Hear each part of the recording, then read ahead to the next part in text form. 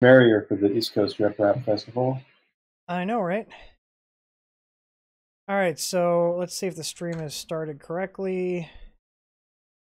Testing, testing. Let's see if I got audio. I got audio on the stream. Go ahead and talk, Scott. Hey, how's the stream working? Can you hear me? Can you hear me now? Can you hear me now? I got audio on the stream. Go ahead and talk, Scott. Are you getting any feedback from yourself? Hey, how's the stream working? Can you hear me? Oh, it's working great. Okay, audio's fantastic. Cool. All right. I have this in case I need it. Alrighty. So, you can hear me okay now? You got headphones going? Oh, yeah. Okay. Sounds good. All right. Yeah, they're like, he's gonna video in. We're just making sure everything works, guys. So let's see here. Can we see Scott's beautiful face, everybody? Doing some tests here. Everybody see Scott's beautiful face. Yeah, we're doing good. I actually need to move the chat window though because it's over your face. Yeah, don't put chat on my face.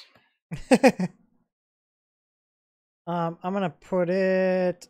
Don't put anything rhyming with chat on my face. I know, right? All right, I'm gonna switch back to mine. Do a split here.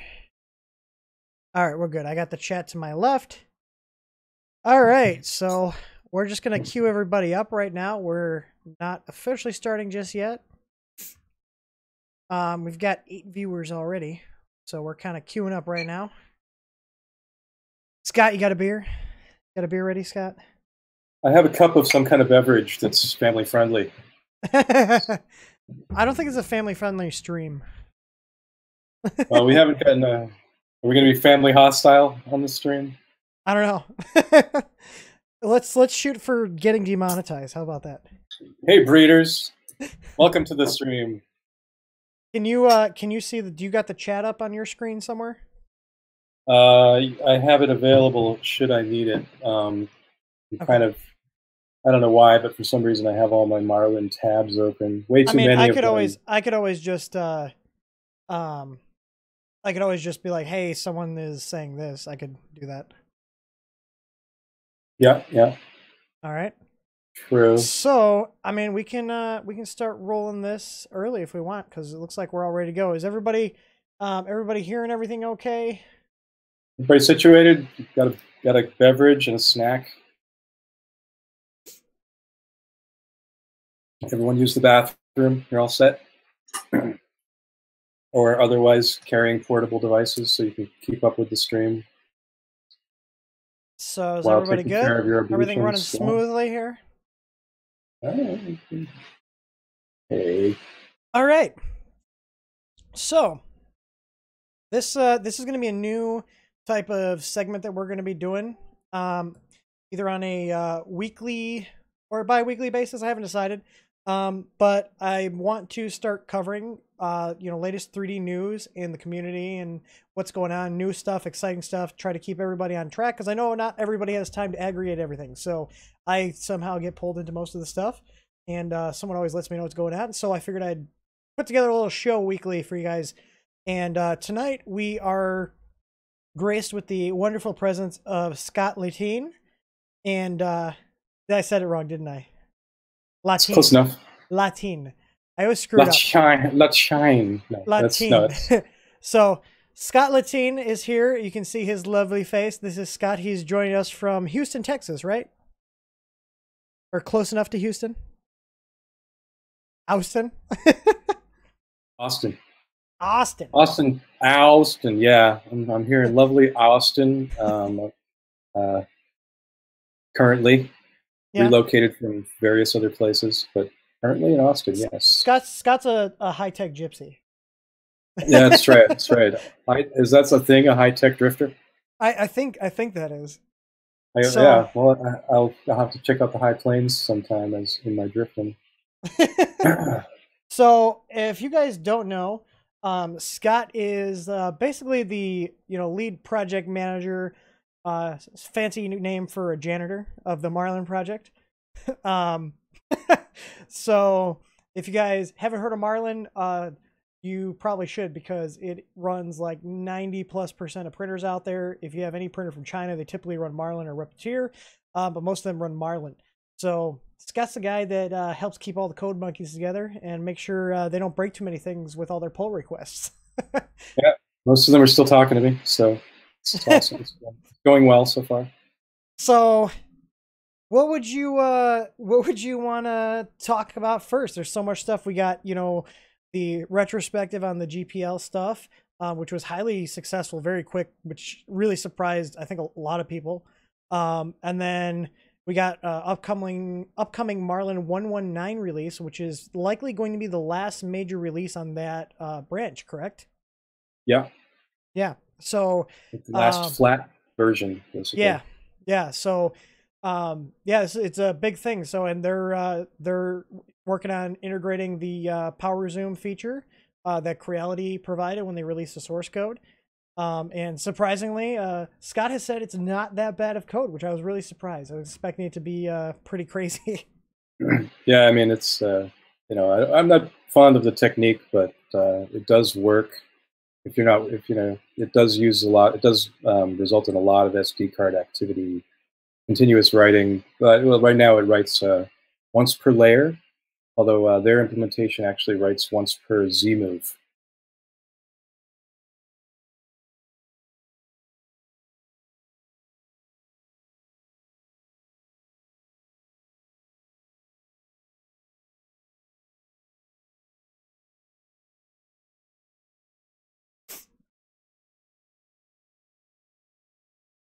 And then it resumes. So is it like is there like a routine on Power Up where it goes and checks the presence of that file and then does something if this bin is, I mean, it's a bin file, correct? That's what we were looking at. Well, it's named.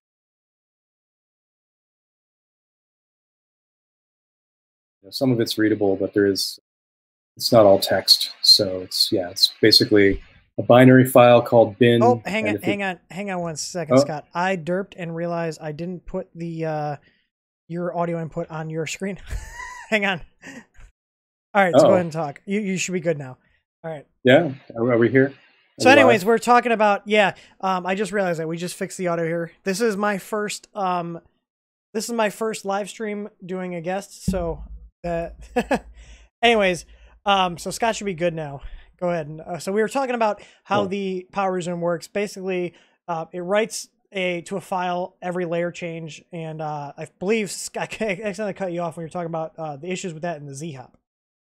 Yeah, well, it just writes on every Z change. That's how the implementation from Creality works.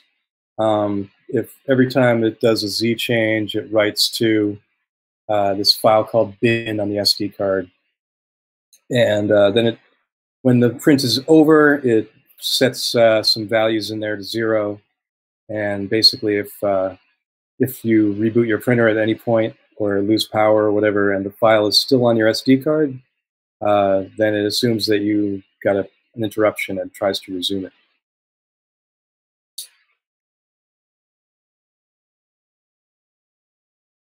Yeah.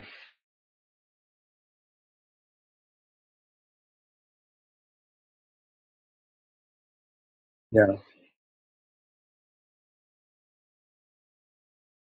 Yeah, that's what it does. It's I mean, it's written originally for the CR10S, I guess, and some of the other Creality printers. So with those, you're guaranteed to have a Cartesian with a graphical display. So it brings up a menu item and asks you if you want to continue or quit or just abort the print that was there. And chances are, if your if your bed didn't cool down too much and caused the print to pop off, then you should be able to continue the print.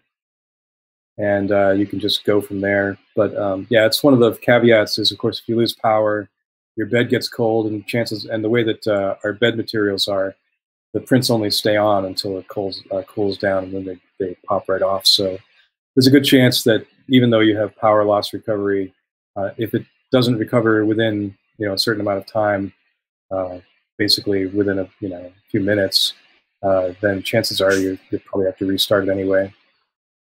Yeah, and that's actually something though. That's something I argued against, because a lot of people, like personally, I print over USB all the time with an Octoprint setup. Right. And I run battery backups on my systems, which I highly recommend anybody, like any piece of electronic equipment, if you can afford to buy a battery backup, it's highly recommended because basically it's filtering all your power. It's going to protect it from spikes and brownouts. It's been knock on wood, it's been a long time since I've lost equipment due to power issues, because we literally have battery backups on every piece of electronic equipment in my house, TVs, computers, printers, and I've got a lot of printers. So just in this office alone, I think we've got about 8 UPSs. I've got about 10,000 VA of battery backup just in this one room right now. Wow. Yeah. I mean, you need it. It'll protect you from brownouts, and I think some of them actually have a little wire that runs out, and you can attach it to a digital sensor, and or maybe to your USB port. And basically, if you get the right signal and you have the right software, then your computer knows that you lost power. In the same vein, you could probably run that same cord and do some extra bits to get your 3D printer to notice that the power went out, and have it save everything off and pause until the power comes back. Maybe keep the bed powered for as long as possible, although the bed uses most of the power, so probably not the best idea. Yeah, and that's the thing I've recommended too. I've actually started, especially since switching over to bed mats, like the easy mats I sell, Build Tack, etc. I've actually been playing around, especially with PLA, of shutting the bed off after 10 or 20 layers, because they typically do adhere, so it saves you power. In my room, where we have close to 20 machines running, sometimes all at the same time, it gets really hot in here, and that's all that radiant heat coming off the bed.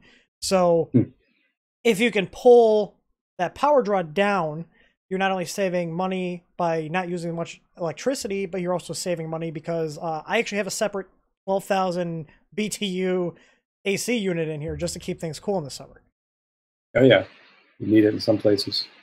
Certainly here in Austin with the AC, chances are good that the temperature is going to be around 20 to 22 degrees all the time. So yeah, Celsius, I should say. Yeah, no, it's not fun. It's not cheap to run your air conditioner either. So you don't want to see our power bill in the summer. It's disgusting. Yeah, it's same all over.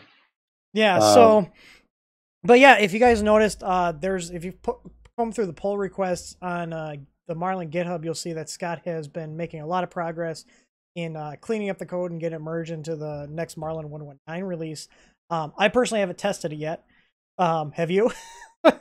Only barely. I mean, I pulled the plug and checked for the file, did all that kind of stuff, and it does bring you to the menu, and it will continue. The thing is, of course, because of the way it works, well, the original implementation would save to the SD card on every layer change. But then it would also, if you had Z-hop turned on, it would save to the card every time Z went up or down. I've modified that so that it only saves if the last save is lower than the newest layer. So, or if the new layer is higher than what the last that was saved, then it'll write to it. That way, it's guaranteed to only write once per layer. Of course, the problem with that is that if you go to recover the print, it will redo the layer up to, well, it doesn't, yeah, it'll redo it basically saves the SD position at the start of the layer, so it'll start back at the beginning of the layer again. So it may leave some extra material at the edges, or in some extreme circumstances, it could potentially kind of rub on the print and cause the nozzle will get clogged for a period of time. Yeah. But since it's moving all the time and the nozzle is warm, there may be a good chance that it wouldn't, and you just get a little bit of extra ooze out there, a little bit of extra squish or whatever. So when it resumes, is it also going to wait to preheat the nozzle in the bed again? Oh yeah. Okay. Yeah. So that's basically, part of the routine. Yeah, you can check out the implementation and see how it works precisely, but basically when it's saving to the SD card is the current temperature, current fan speed, temperature of the bed, and the position on the SD card that it was printing at the time that it's saved. And it also saves off whatever commands are currently in the queue that haven't been processed yet. Okay. So and then what it does when it recovers is it comes back, it inserts a bunch of commands into a special buffer, and then follows those up with whatever was in the queue. And then it basically runs that first, and then after, like once you say, yes, I want to continue, it'll run that whole blob first, including the things that used to be in the queue, and then it'll start with whatever the next point in the SD card is. So, but of course, since it's the, say your power went out in the middle of the layer, it'll basically replay the beginning of that whole layer up to the point where it quit, and then continue from there. So yeah, it does some repetition. The better solution, and some printers have this, like the Prusa MK3 has it's a circuit devoted to noticing when the power goes out, and it actually will only save once, either to the EEPROM or to the SD card, where you were at the time that the power really went out, and so it only continues from the actual position in the layer that it needs to, so it doesn't repeat the layer up to that point. Right. So it's a bit better in that way. Of course, SD cards have limited write cycles, so the more that you write to the SD card, the more likely it is your SD card will shorten its life. They have a lifespan of about 10 years, so it might reduce your lifespan of your card to 2 years. Although the way that they generally work is that they, if there are cells on the card that are bad, they just get marked as unusable. And so you'll notice maybe that your space on the SD card starts to shrink, and rather than the thing just ultimately failing. It also has a little thing where it can tell if the power went out right in the middle of writing that file, because it writes at the beginning of the file, it writes one value, and at the end it writes the same value. And if those values don't match, then it knows that the file didn't finish writing. So you can tell if the it was a failed write. Yeah, but that would only that's a much better implementation. It would only happen if you actually lost power right at the beginning of a layer at exactly the right moment with the way it works now. Okay. So there were some other things that weren't in there. It doesn't take account of the Creality version doesn't take account of things that weren't in their firmware, like bed leveling and things like that. So I've had to add. Oh, that's a good point. That. Yeah. So how does so let me ask you this. So like, for example, I recommend, for my customers using the M420Z value to fade off auto bed leveling. So right. If that's the case, then it shouldn't be that big of a deal if you're past that fade height. Right. But so let's say, I don't know, hypothetically, you power your printer off. I know on some of mine, the Z-axis drops. Right. So how do you combat that? Or do you just kind of gotta like eyeball it before you turn it on and move your Z up? Yeah, basically the solution is to rehome. Yeah, now and you can't really home if there's a print on the bed. No, you can home a delta just fine. Yes, you can home to XY just fine, but you cannot rehome Z. Yeah. So if your bed is one that drops, then you basically you might have there might be a way you could say we know where the bed is when it's dropped all the way to the bottom. Right. And therefore, we can assume after power loss that your bed is really far away from the nozzle by a known distance, and maybe you could utilize that. That would be something to add as an What about option. having something like where you could prompt the user, so it'll home XY, and then prompt the user to jog Z to the right height? You could have it go near the print. Okay, let's just say we're going to automatically move Z up 10 millimeters. Okay, and then move to where it's going to resume. Bring up a prompt on the screen. Say, okay, turn the knob, adjust your Z, get it on, and then press it.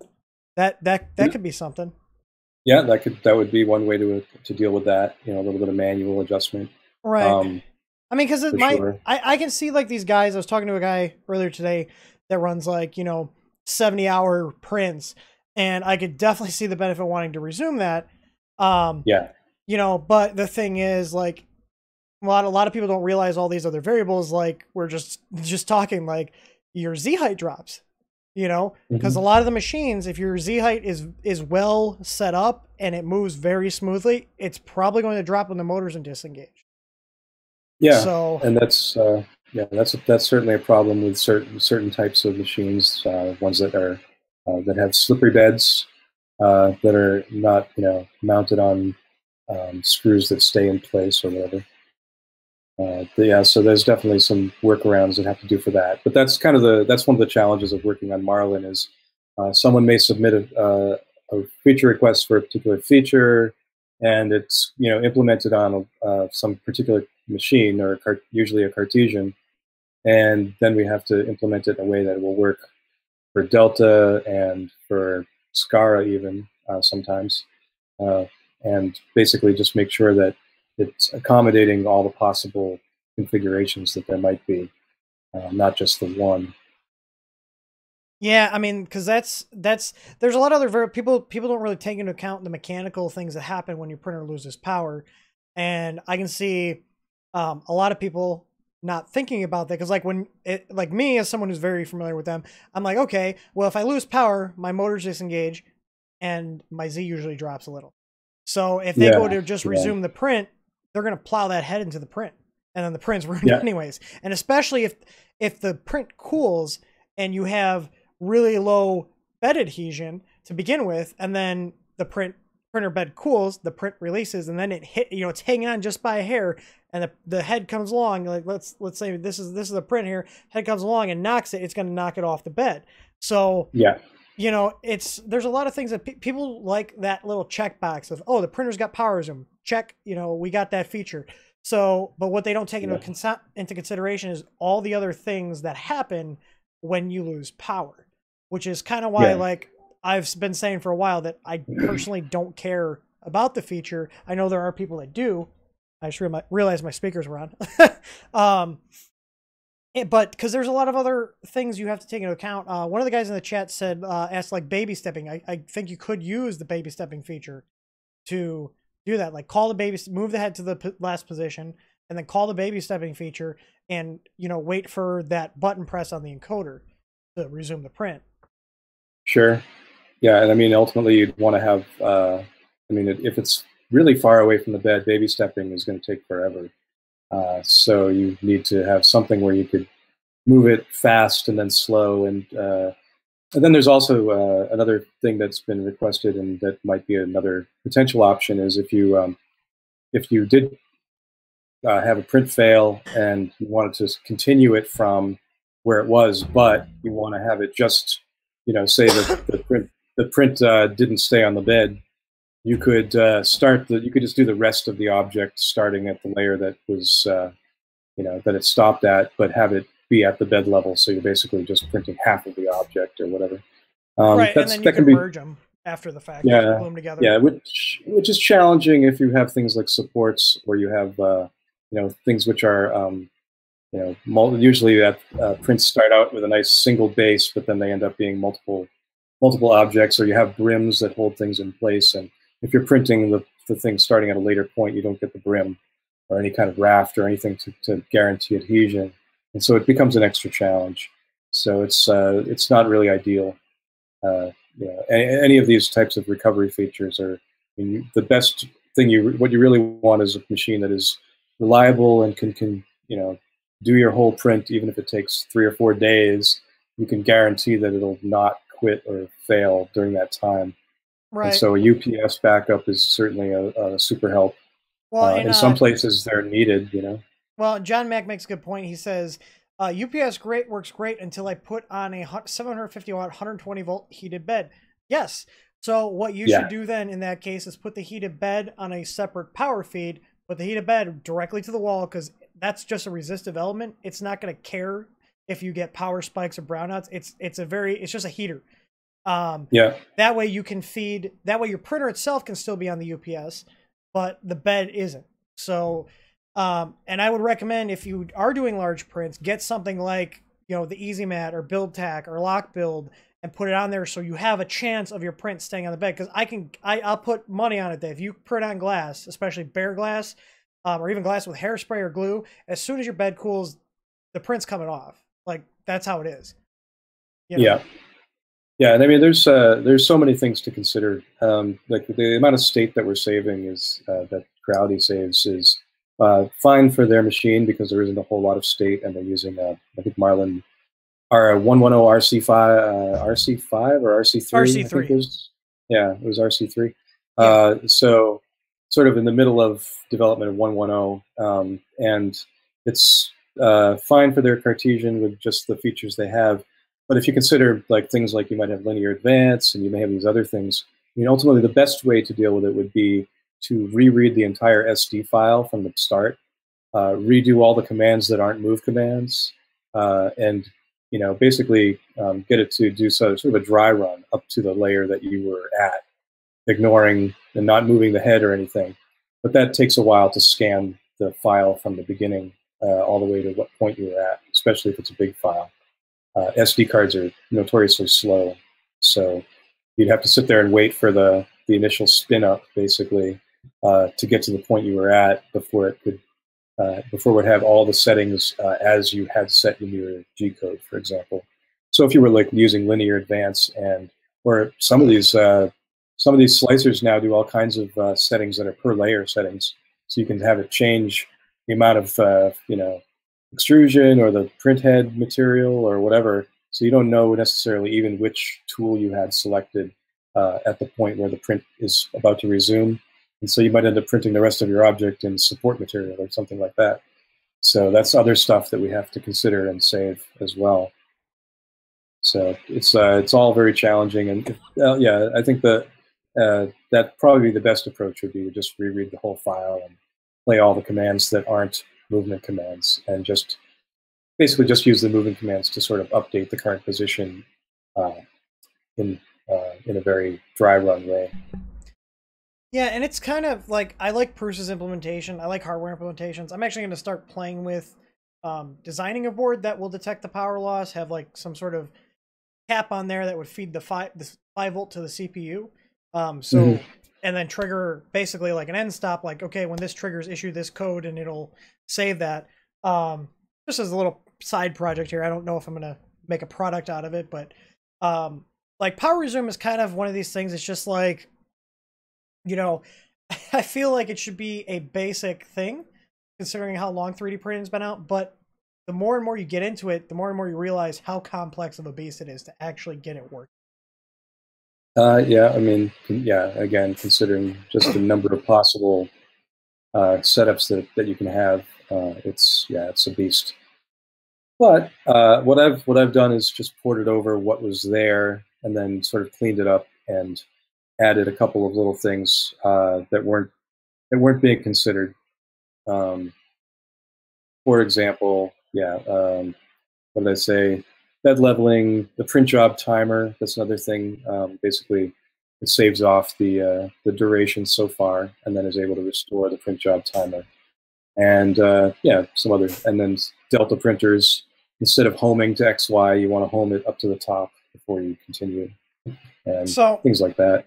Was there? I was looking through the code and I saw a lot of actual like Chinese characters in the code. Was there a lot of that you were able to translate and figure out what they were saying? Well, I ended up using as a source somebody else, and I'm forgetting his name, but thank you.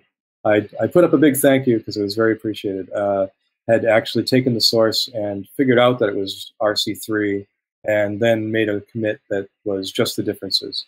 And so in my bringing over, what I've done is made a Marlin fork in trust for Creality, so when they want to take it over, they can. And just put all the source code there for both the CR10S and the CR10 that we had so far. And I sort of, and I broke up all the changes into separate commits based on what each feature, the code for each feature, so you can see what the changes were.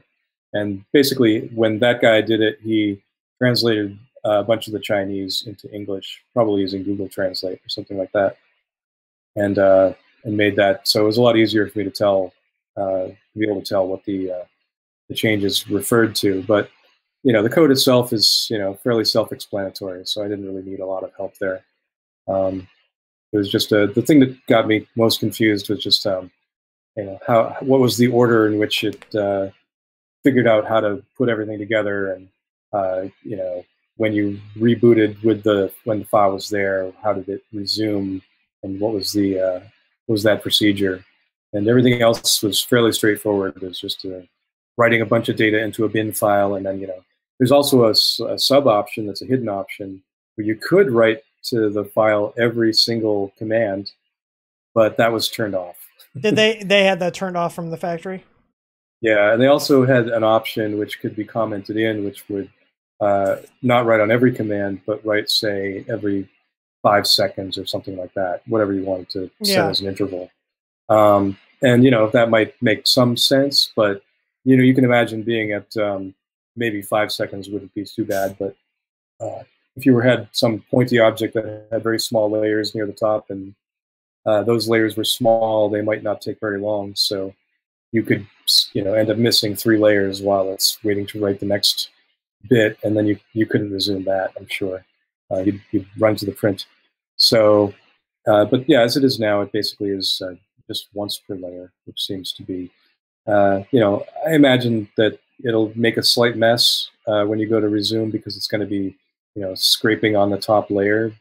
But there's not too many ways around it. The Marlin doesn't even have a concept of layers. It just knows that Z is at some height.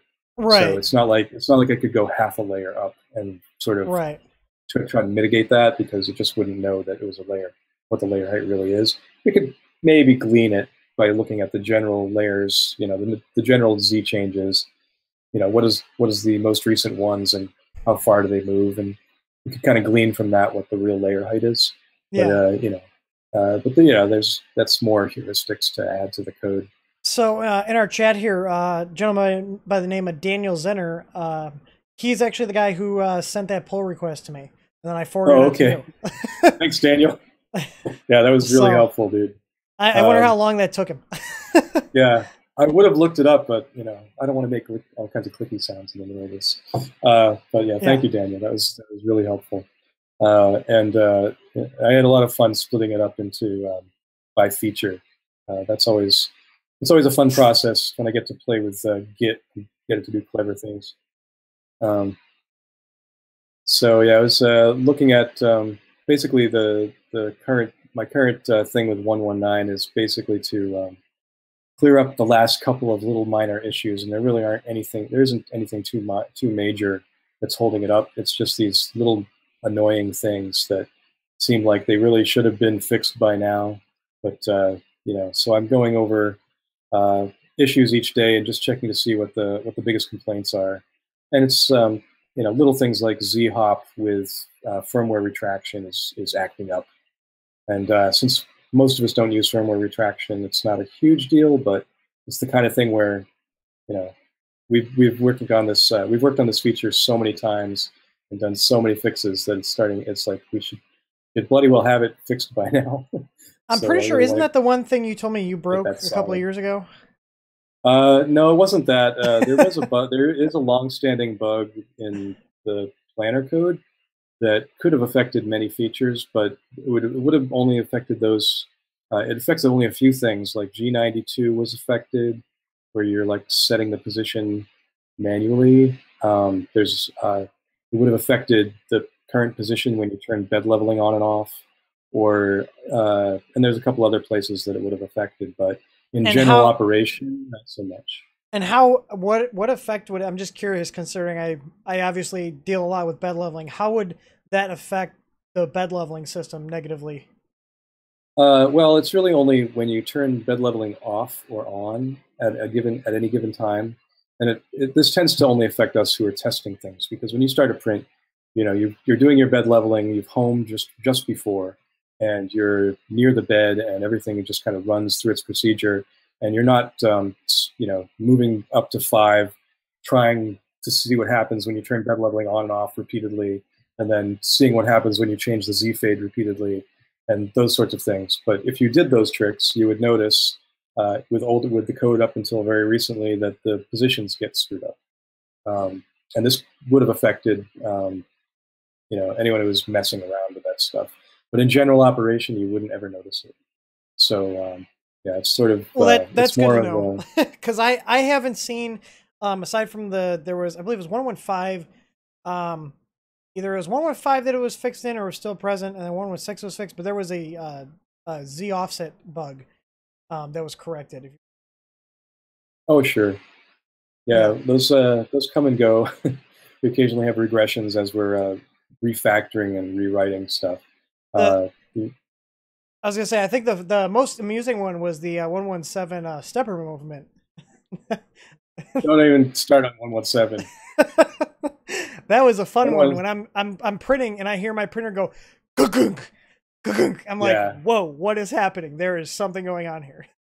Yeah, if you look at 117 now, it's like maybe 3 commits behind 118 or something, because you know, it was basically yeah, there was some last minute change that turned out to have a stupid typo, and yes, that was pretty stupid.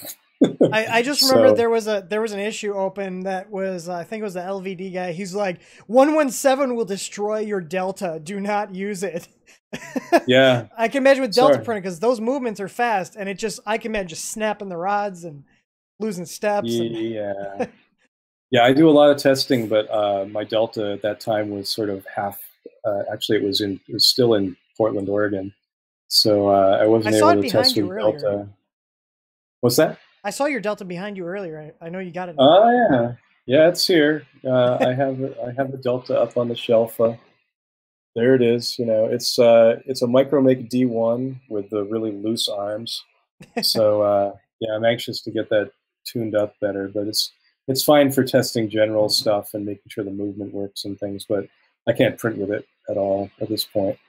So, but yeah, that's the thing. I'd like to get this out, 119 out, so that I can start, you know, really playing with the printers and not being like in the software as much. I'm just chasing issues basically day to day at this point, and making sure that things are addressed. So I believe you mentioned on the 119, you guys figured out how to slim down the memory usage on the graphical displays.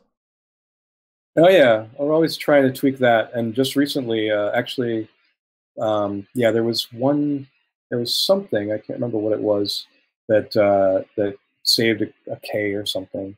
So, you know, that's all. I mean, when we've got you know, MELZ boards that only have half the memory of your 2560 boards, that every bit counts. And so gaining back a K or 2 is a big deal.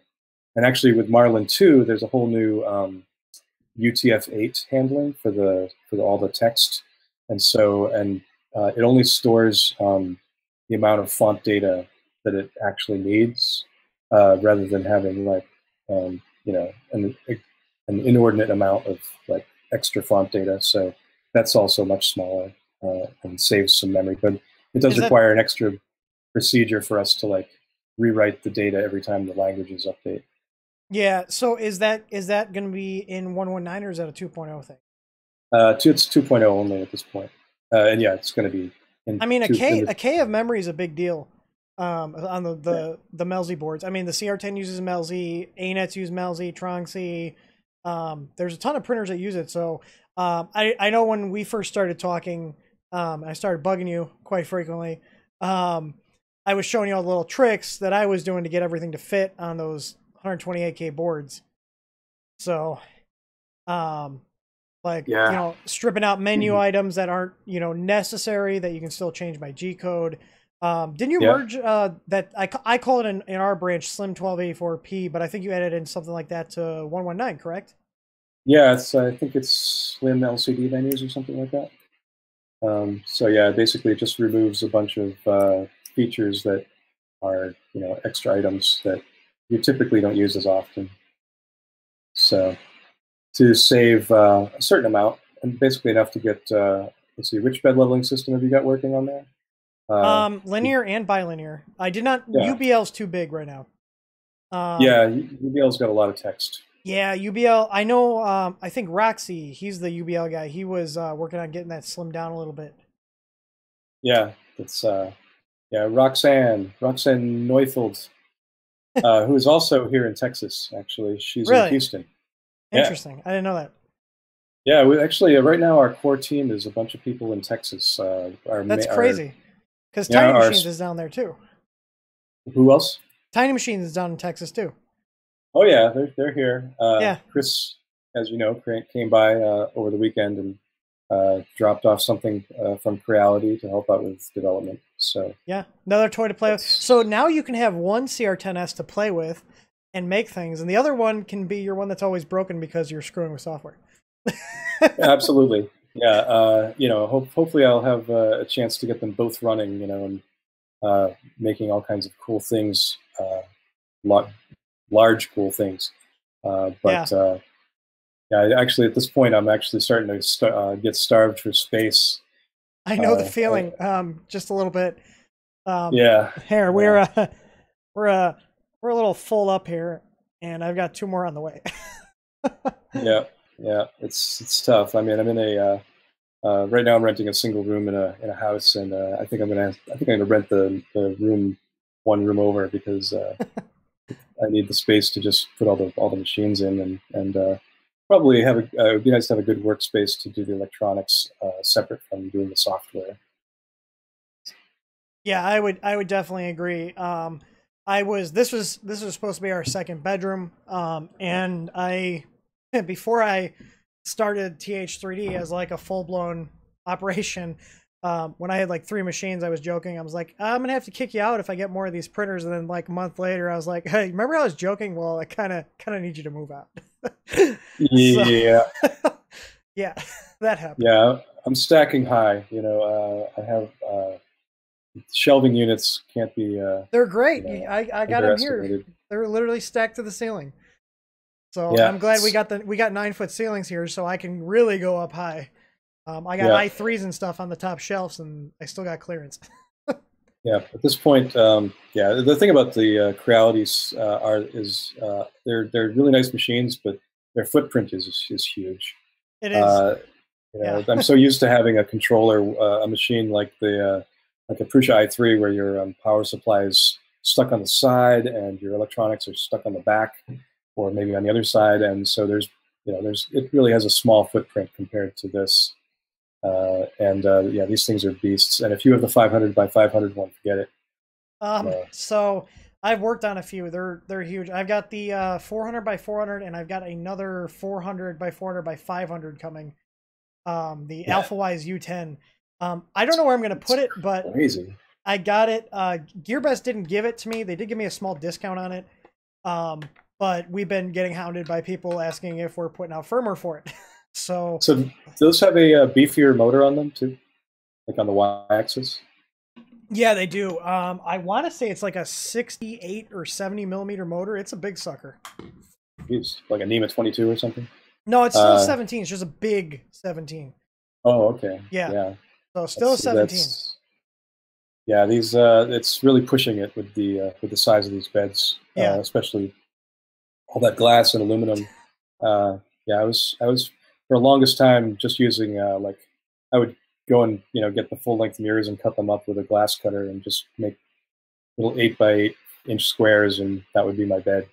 I liked working with that for a while. And, it was all the rage to have capped on tape on a mirror. That was like, if you had capped on tape on a mirror, you were like the coolest.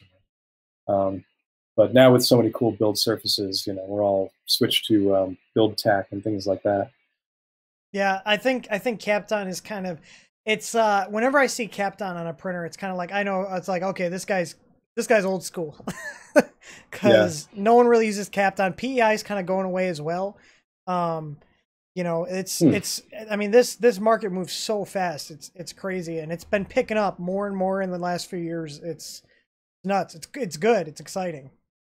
Yeah, there's the pace of change is really great, and the innovations that we see coming along are really neat. I've been very impressed with just I don't know, the fact that these rigid machines that are Mendel style machines from China are they're pretty much about as simple as you can get, and yet also very reliable, very rigid, and they work great. And they follow some simple design principles. The whole idea of a single Z screw on the CR10, for example, I was really skeptical of that, but then when I saw it in operation, I had no complaints. It works great. You manage. have the S models, don't you? You should have dual on both yours. Did you get a? Is your first one a CR10? Or no, you had two. You have CR10Ss. Now the first CR10 I saw was at the offices of MakerArm. Okay. They got one as a workhorse to help them with their development on the MakerArm itself. Yeah. So that was the first Creality I got to play with and flash firmware onto and things like that. So printers continue to make other printers. Yeah, it's getting to that point where you can, I remember at Murph there was a printer with a 3D printed frame. Yeah, that was Country 3D. Yeah, he literally printed the extrusion on his ANET A8 to build an AM8. So yep. I almost kind of feel like it might have been more cost effective to just buy the extrusion once you factor in time and it's one of those things you just do it. It's not because you should, but you can, Yeah, I mean, almost anything you can do with a 3D printer, you can do with much more traditional materials, but 3D printing makes it much more repeatable, and that's kind of the real advantage of them. And of course, now if you're doing any kind of fabrication, you've got to have a 3D printer and a CNC machine and a lathe and a vacuum former and all the other things that Adam Savage has in his cave. You got to have one of each of those at least. And if you've got a laser cutter and you can cut MDF, there's almost no reason to print a frame. It's going to be more MDF is going to be more rigid than printed plastic.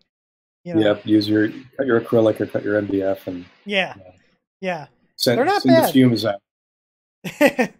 Yeah, I've got a laser cutter. I haven't fired it up yet. It's sitting down in my storage unit right now because it used to sit in front of my closet doors, but I got tired of moving it. So I have it on a cart, so I just wheeled it downstairs. We have an elevator here, so that made it easy.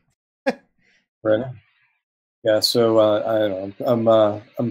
I was a little bit disheartened when Creality at first was resistant to releasing their firmware, but I was very pleased to see that they finally did get responsive once there was enough noise about it. They were pretty quick to turn around. So I'm not, especially for people like Neris, who was ready to sacrifice so much just to do the right thing.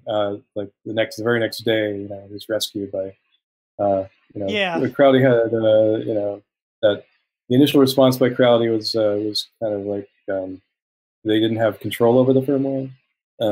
They said it was an outside firm, but it's like, I don't know. I basically ended up giving them the benefit of the doubt. But it was still kind of flimsy, personally.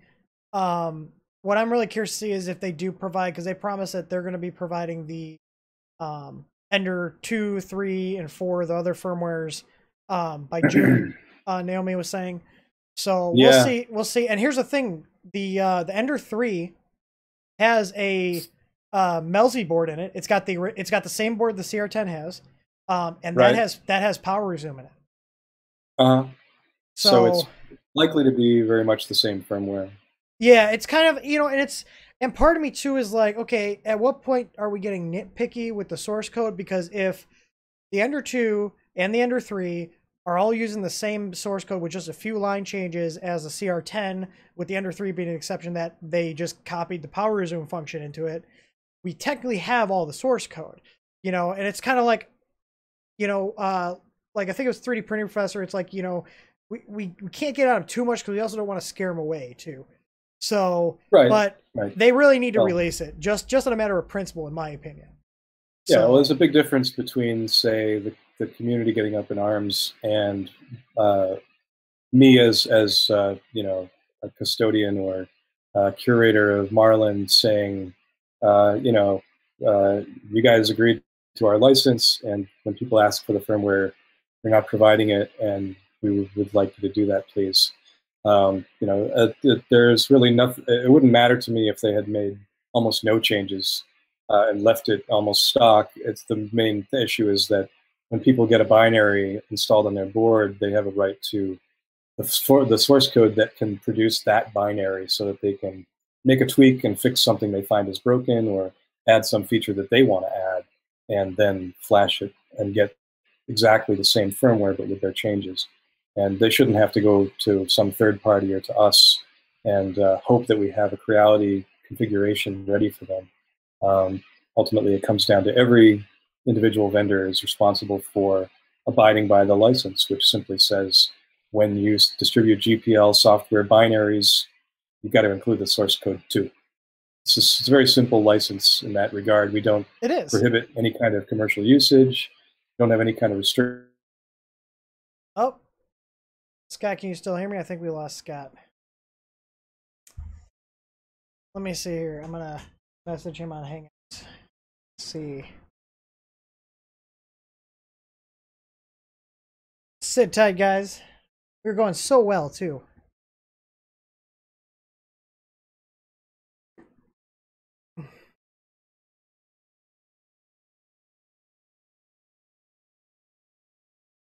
Let me try calling him back here. See if he's still with us. Yeah, Scott's call dropped out here. Let me see if we can get him back.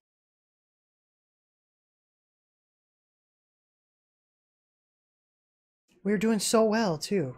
It was going so smooth.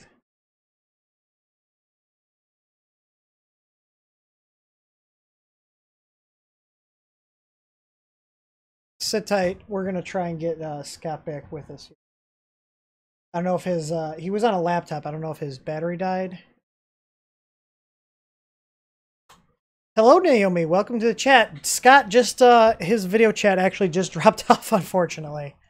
Yeah, that's awesome. We saw JG Aurora actually is coming into compliance as well. They're releasing their source code. Let me see if we can get Scott back here.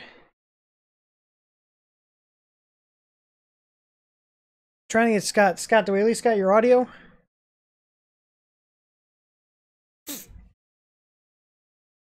Yeah, while we're waiting for Scott to go back, I'm going to try calling him too and see. JG actually released their source code already. They posted it for the A3 and the A5, just so you guys know. I've got to do some updates to the GPL site. Not the sharpest people, that's funny. Let's see here. I wonder if his internet dropped. Let me see. Oh, you know, so then we were, you know, as I was rolling down the hill. Hey, Scott. Like, totally, Scott, you know. can you hear me? Yeah. So then the Badger. You dropped off of stream for like the last 3 minutes. Oh man, I was just telling the whole story about the Badger. And Naomi is actually with us right now. Oh, hey Naomi. Good to see you. Yeah, so no, my internet did drop. I actually got the Wi-Fi here has been flaky today, and it's starting to really annoy me. So where do you guys can you guys refresh our memory on where we were when Scott dropped off? Yeah, I know. I probably got the point out about the GPL being, you know, like yeah. You were saying about how basically if you have a printer, you need to get the source code to produce the binary that is shipped on the machine. It's that simple. It's a matter of principle. It shouldn't be, you know, like before all this happened.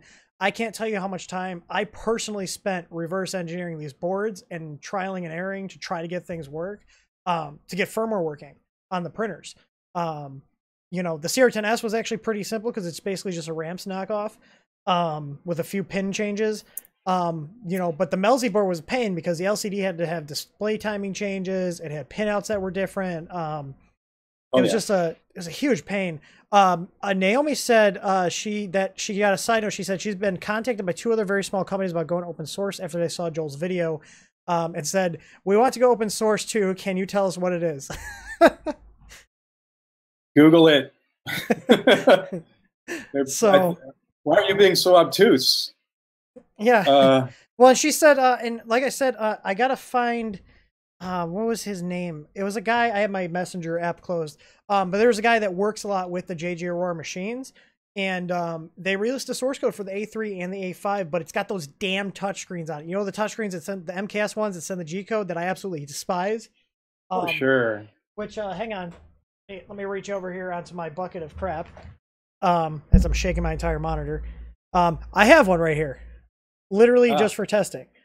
But if you guys see these little touchscreens, all that these do is there is a little header here for power and serial communication. It's just sending G-code commands to the board. So the reason I don't like them is because you can't set your Z offset with them. You can't get other information about the printer that's displayable on a 12864 LCD or even a 2004 LCD. They're very, very limited. People like them because they look pretty. It's like, oh, my printer's got a touch screen, you know, but they don't think about the repercussions of being able to do this. Now, these actually do have, I don't know if you can see it on here. There's actually a tiny little battery on here. Right. And this is how a lot of those companies are doing power resume, is because this handles it. This is their SD slot. So they're actually not printing from the SD slot attached to like the ramps board or the Melzi board. It's printing over G-code, over a serial communication. It's like USB printing. So right. So it knows, for example, from the SD card what the last thing it sent was. Correct. And it'll know, for example, if the printer stopped responding, and can sort of save off at that point. Yeah, and there's actually a lot of new boards. I just got this in from one of my suppliers. They sent this to me as a sample. This is a new MKS board here. And this is just a ramps. That's all it is, with integrated drivers, and the SD slot's actually on the board here. I haven't looked at it too closely. I believe somewhere on here. So it's got a jumper to set 1/16th or 1/32nd stepping. They're 8825 Ti drivers on here. Okay. But I believe, I haven't looked at, I'm not seeing it, but usually there's like a jumper or a little bank of dip switches to switch between using this SD slot or the one on the EXP headers. So I'm in a love-hate relationship with the MKS boards. I've got a lot here. They work. They do release some of their designs. I mean, it's essentially ramps. So it's the same schematic and it's pin for pin. So technically the schematics are out there, but they are like I would say semi-violation of the GPL, because I believe, isn't ramps licensed under the GPL? I'm pretty sure it is. It probably is. I know that yeah, it probably is. I know that the Arduinos are open hardware, and I assume the ramps design, the straightforward ramps design, is simply following the ramps pins. Doesn't necessarily mean that you're using the GPL license. You can certainly make a board that uses, say, an Atmega processor and wire it up any way you want to do anything you want. And if you're not using someone else's open schematic, then you're essentially you have some leeway. Well, the fact of the matter is, it's pin per this. If you upload Marlin to this will work set up as a ramps board, pin for pin. Right. It even has the aux1 header, EXP1, EXP2, the A11, A12, D11, D12. Personally, I've run a lot of. I have this is the what they're calling the base 2, which has 8825 drivers on it, which I'm a fan of. Even though I have to use smoothers on some of them, I like them. They're quiet, and they have a ton of torque. Whereas some of the Trinamic drivers, even in sprite cycle mode, I've had step loss. So I'd rather not deal with that. The 8825s and the 4988s are kind of like the tried and true drivers, in my opinion. The Trinamic ones are cool, don't get me wrong. I'm all about silent printing, but I've had too many. Like, I tried the TMC 2100s, the Watercott step sticks, and even in spread cycle with the VREF cranked up, my motors ran really hot, and I still got steps that were lost. And it would be like, it wouldn't be like at the beginning of the print. It'd be like 12 hours into a 14-hour print, and I lose a step. Yeah, well, you really need to use a different type of stepper motor. Like, if you're using 0.9 amp stepper motors, then they'll overheat. You need something that's 1.7 amp tolerant. So that's part of the deal with Trinamic drivers. You need steppers that are rated for them. Right, and the problem is that most people like me are not running aftermarket motors or using the motors that come with the printers. So, what they don't realize is, oh, I'm going to swap out my Melzi board. And really quick, welcome to the chat, Matt. Matt's actually another guy that spoke out on the GPL issue. He's a friend of ours over in the UK. He's a cool guy. Right on. But Thank you, Matt. the thing is that most people are not going to then spend basically between the board and drivers and possibly a new LCD. You're talking $100 something there at least, and then another $50-$60 to buy new motors. It gets really expensive, and that's why I just opt to go with the 8825s because they work for me. And I've got some, like my Ender 2 has a stock board in it. My CR10 Mini has a CR10S board in it. It's just whatever works. Like I've got a mix of 8825s and 4988s on my other machines. I run the 4988s on the E for when I have a Titan extruder on there. Because if I ran the 8825, my steps per millimeter would be like 800 plus. And that's with a 1.8 degree stepping motor. If I had a 0.9 degree, you're talking 1600 steps if you're running 1/32. And I actually picked I don't know if you've seen these. These are the LV2789 drivers. They're 1/128th stepping drivers. Oh yeah. And they're kind of like the heroic drivers do that too, I guess. I put them on my ramps on my little start printer, and the CPU homing, bogged down, trying to send all the step commands. And that's not uncommon. That's not uncommon. Even 32 times stepping with a Z screw that with a low pitch, you have to reduce your feed rate to be able to use them. It's just because AVRs can't keep up with the number of steps required per second. And the thing is, whatever your highest number of steps per second is, that becomes the everything else basically runs at that rate. So it ends up not stepping everything all the time, but it still has to do all these other calculations in all those. It bogs down. I mean, 32-bit processors don't have that issue, but all these 8-bit ones definitely do. I mean, me personally, like some people ask me why I run 1.8 degree motors on my Titan extruders instead of 0.9. It's because I don't want to, like, that's a ton of resolution anyways, and I don't want to overload the processor. Yeah, and I don't know that you need to have, the extruders aren't usually as loud as the other motors. Maybe that in my experience anyway. So if you're running at 8x microstepping on an extruder, I don't think that's problematic. No, especially with the Titan, because it's got a 3-to-1 gearing ratio. I run a 1/16. I don't have any slowdown issues. Even on my Core XY machine, I've got a Titan on there with a 1.8 degree step motor, so 463 steps per milliliter. So that's got 8825s on XYZ, and then it's got the 4988 on E. And it also saves a couple bucks because the 4988s are a little bit less expensive than the 8825s. So, Yeah. That's true, and you can buy them by the dozen pretty cheaply. So that's definitely a thing. Yeah, so I mean, we kind of segued into the GPL thing here. I mean, what's your kind of retrospective view on how everything went down and how you see it going in the future? Well, I gotta say it was really it was when the reviewers who really stepped up and started to make some noise about it, starting with yourself and Joel and Naomi and others, that it really started to move, because we had been at this for some months. I was sort of making overtures to a few reviewers and people, Makers Muse and others, vaguely, about maybe talking about this issue, and nobody was biting at the time. And the fact that we started a website and started making some noise about it and getting some other people to get on board with really looking at this as something that is a community issue, but it comes down to the fact that we all commit time and effort into making Marlin better. We put it out there for free for people to use, or companies to use, to get them to market quickly and to save them a lot of time and effort. And and the license isn't that complicated.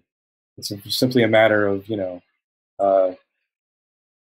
giving basically just honoring the fact that it is an open source product, and it has its advantages. I understand that a lot of companies are trying to create portfolios of patents, and that's maybe their real purpose. While they're busy selling printers, they're busy. Their main goal is to buy up lots of stock and get lots of patents. But for makers and hobbyists and stuff, it's more of it's a labor of love, and we enjoy this technology for the things it allows us to do, and we like tweaking with it, and we like customizing it and making our own stuff. And really, this was all born out of a project that was spawned as a grassroots kind of project in the first place, and the fact that we customarily name our printers after geneticists and things like that is all part of this. It's part of this whole RepRap thing. And these machines are the children and grandchildren of the RepRap stuff. All the stuff, probably the vast majority of machines that are out there are Prusa i3 derivatives now, and and Prusa itself has really taken off as a result of their really as a part of their own openness. That's kind of the result of the fact that they've been as open as they have. And we have some other heroes. There's Lulzbot, Aleph Objects making open source software and hardware, and they're not suffering by any means as a result of being open. And originally, Marlin itself was spawned by Ultimaker and by MakerBot and by others who later on became more closed, but they've all been still giving back in their own ways and pushing the state of the art. And if it weren't for this open source stuff, I think the effort would be a lot harder. And my part in this is really to try and get the latest innovations that have been made back into the main fork, so that we can all not only enjoy them, but also do our part to make them better. And also I look at it also as a learning resource. You can do a lot of things with Arduino boards. Most of them, most of your sketches are going to be really tiny and take up maybe 1/10 of the space on your Arduino board. Marlin is unique in that it, in many cases it fills up your space, and you need to get a bigger board just to fit all the features that are in there. There aren't a lot of projects that take as much advantage of these boards as Marlin does. So I feel like there's a huge amount of stuff that you can learn by studying the code, and there's a huge amount of stuff that we learn just by looking at what other people have done, and being able to share it all and have it as kind of a museum of the latest innovations is kind of a fun part about it for me. I've learned more than I ever imagined that I would learn by working on Marlin. When originally all I wanted to do was make the annoying chirpy, clicky sound on the LCD, not as chirpy. That's how I got sucked into this thing. And little by little, I wanted my SD card to be sorted alphabetically, and other little things that seemed like they should be there. And the fact that it was open source made it possible to do that. Yeah. And if I had to beg some company to do it, I don't know how long it would have taken. Yeah. Maybe forever. Well, maybe we'd still be waiting. So look who's joined us. Joel's actually joined us now. Hey, Joel. Wow, I feel special. How's it going, Joel? It's probably got 1,000 things printing right now.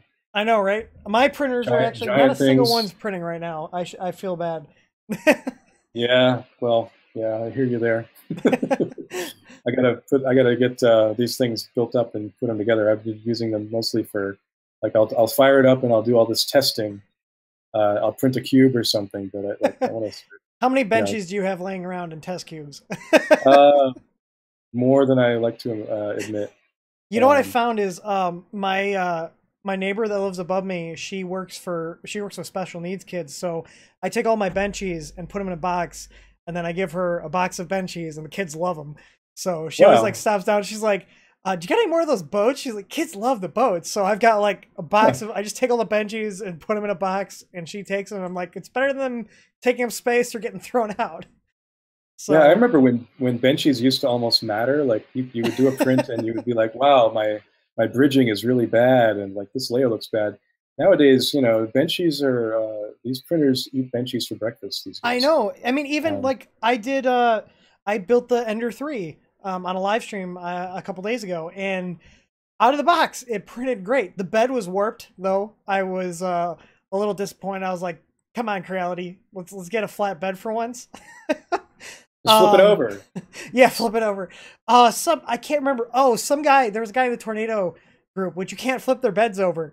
Because it's like this weird glass composite, and some guys like flip it over, and like I commented like, you cannot flip the bed over because the heater's stuck to it. I'm like, there's no glass. It's like, you can put a sheet of glass on top of it, but I'm like, this poor guy's gonna go and try to take his bed apart and flip it over and screw something up because people are trolling him.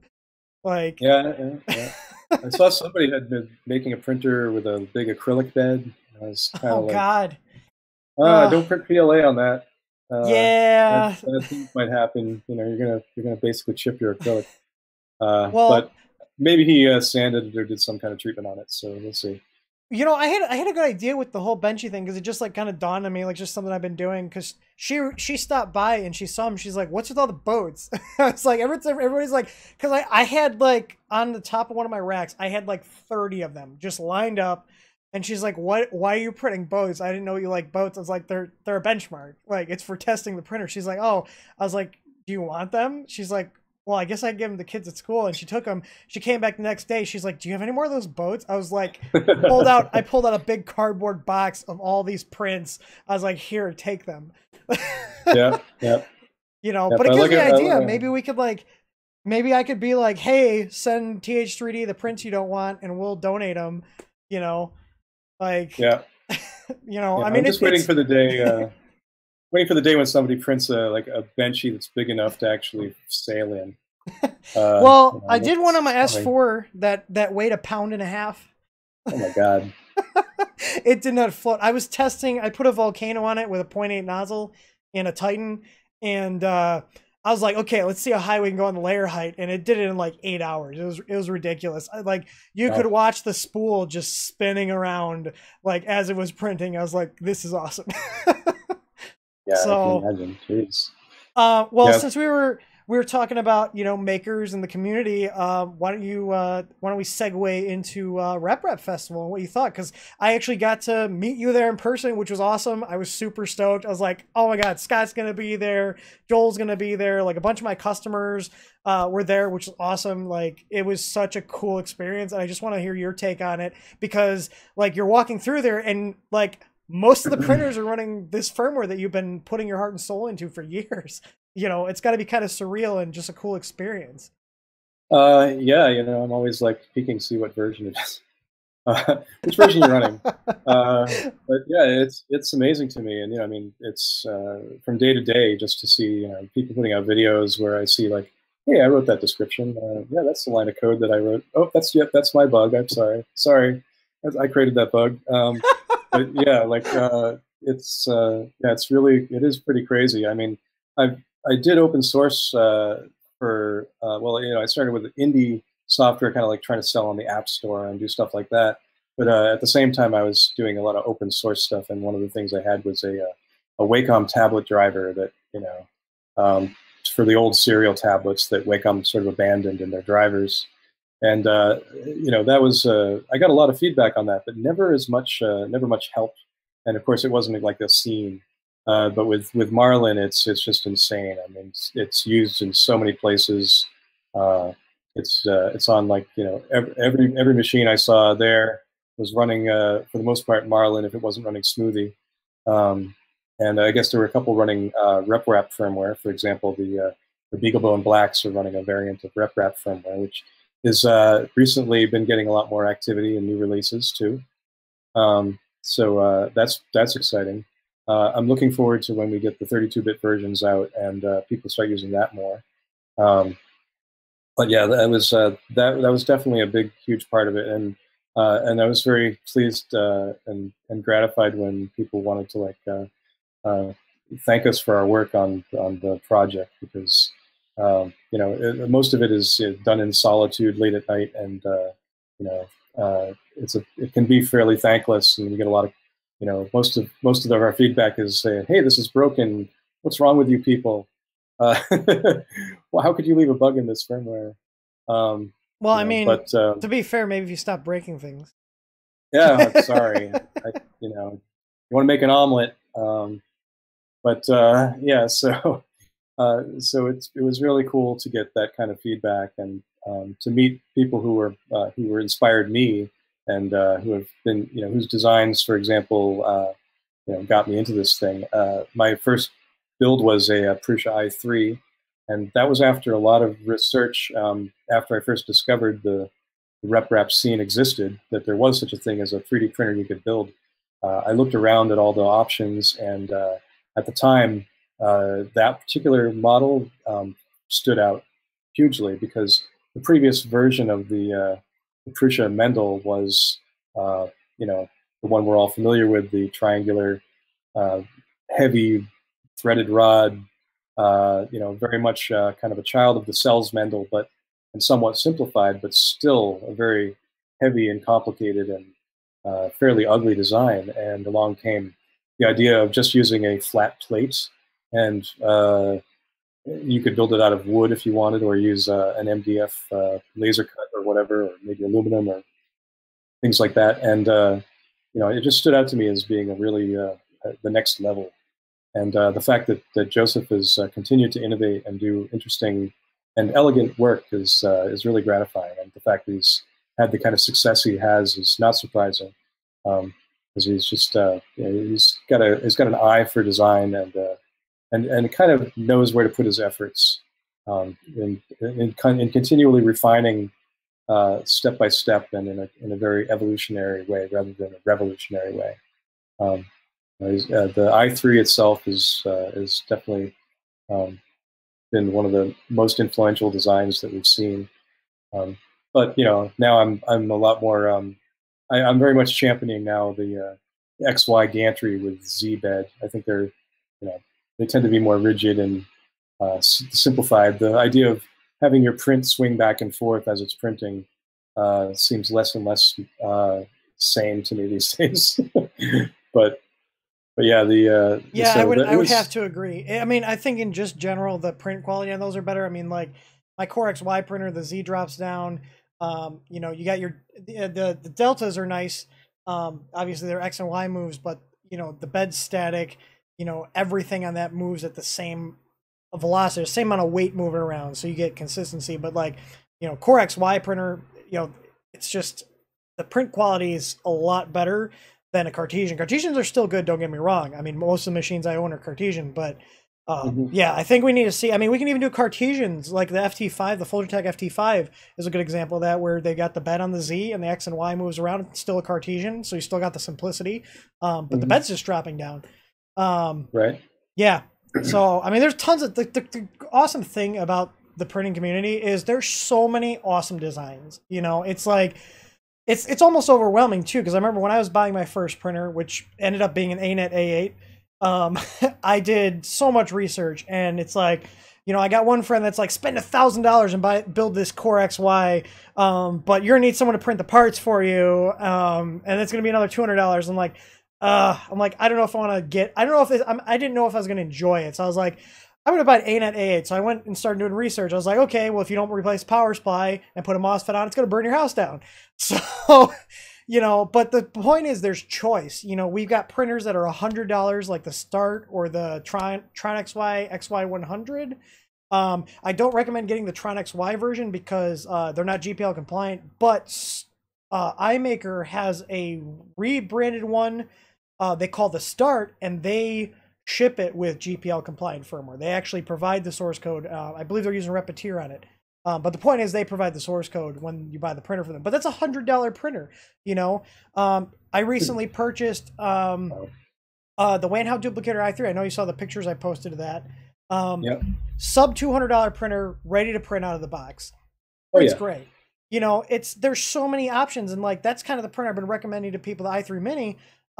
And for the record, just so people know, it was that printer that pushed me over the edge to make a big noise about the GPL, because when I contacted Wano, so the extruder sucked on it for a beginner because you got to really straighten it in. I was like, you know what? I want to put a Titan on here because my wife was going to be using it.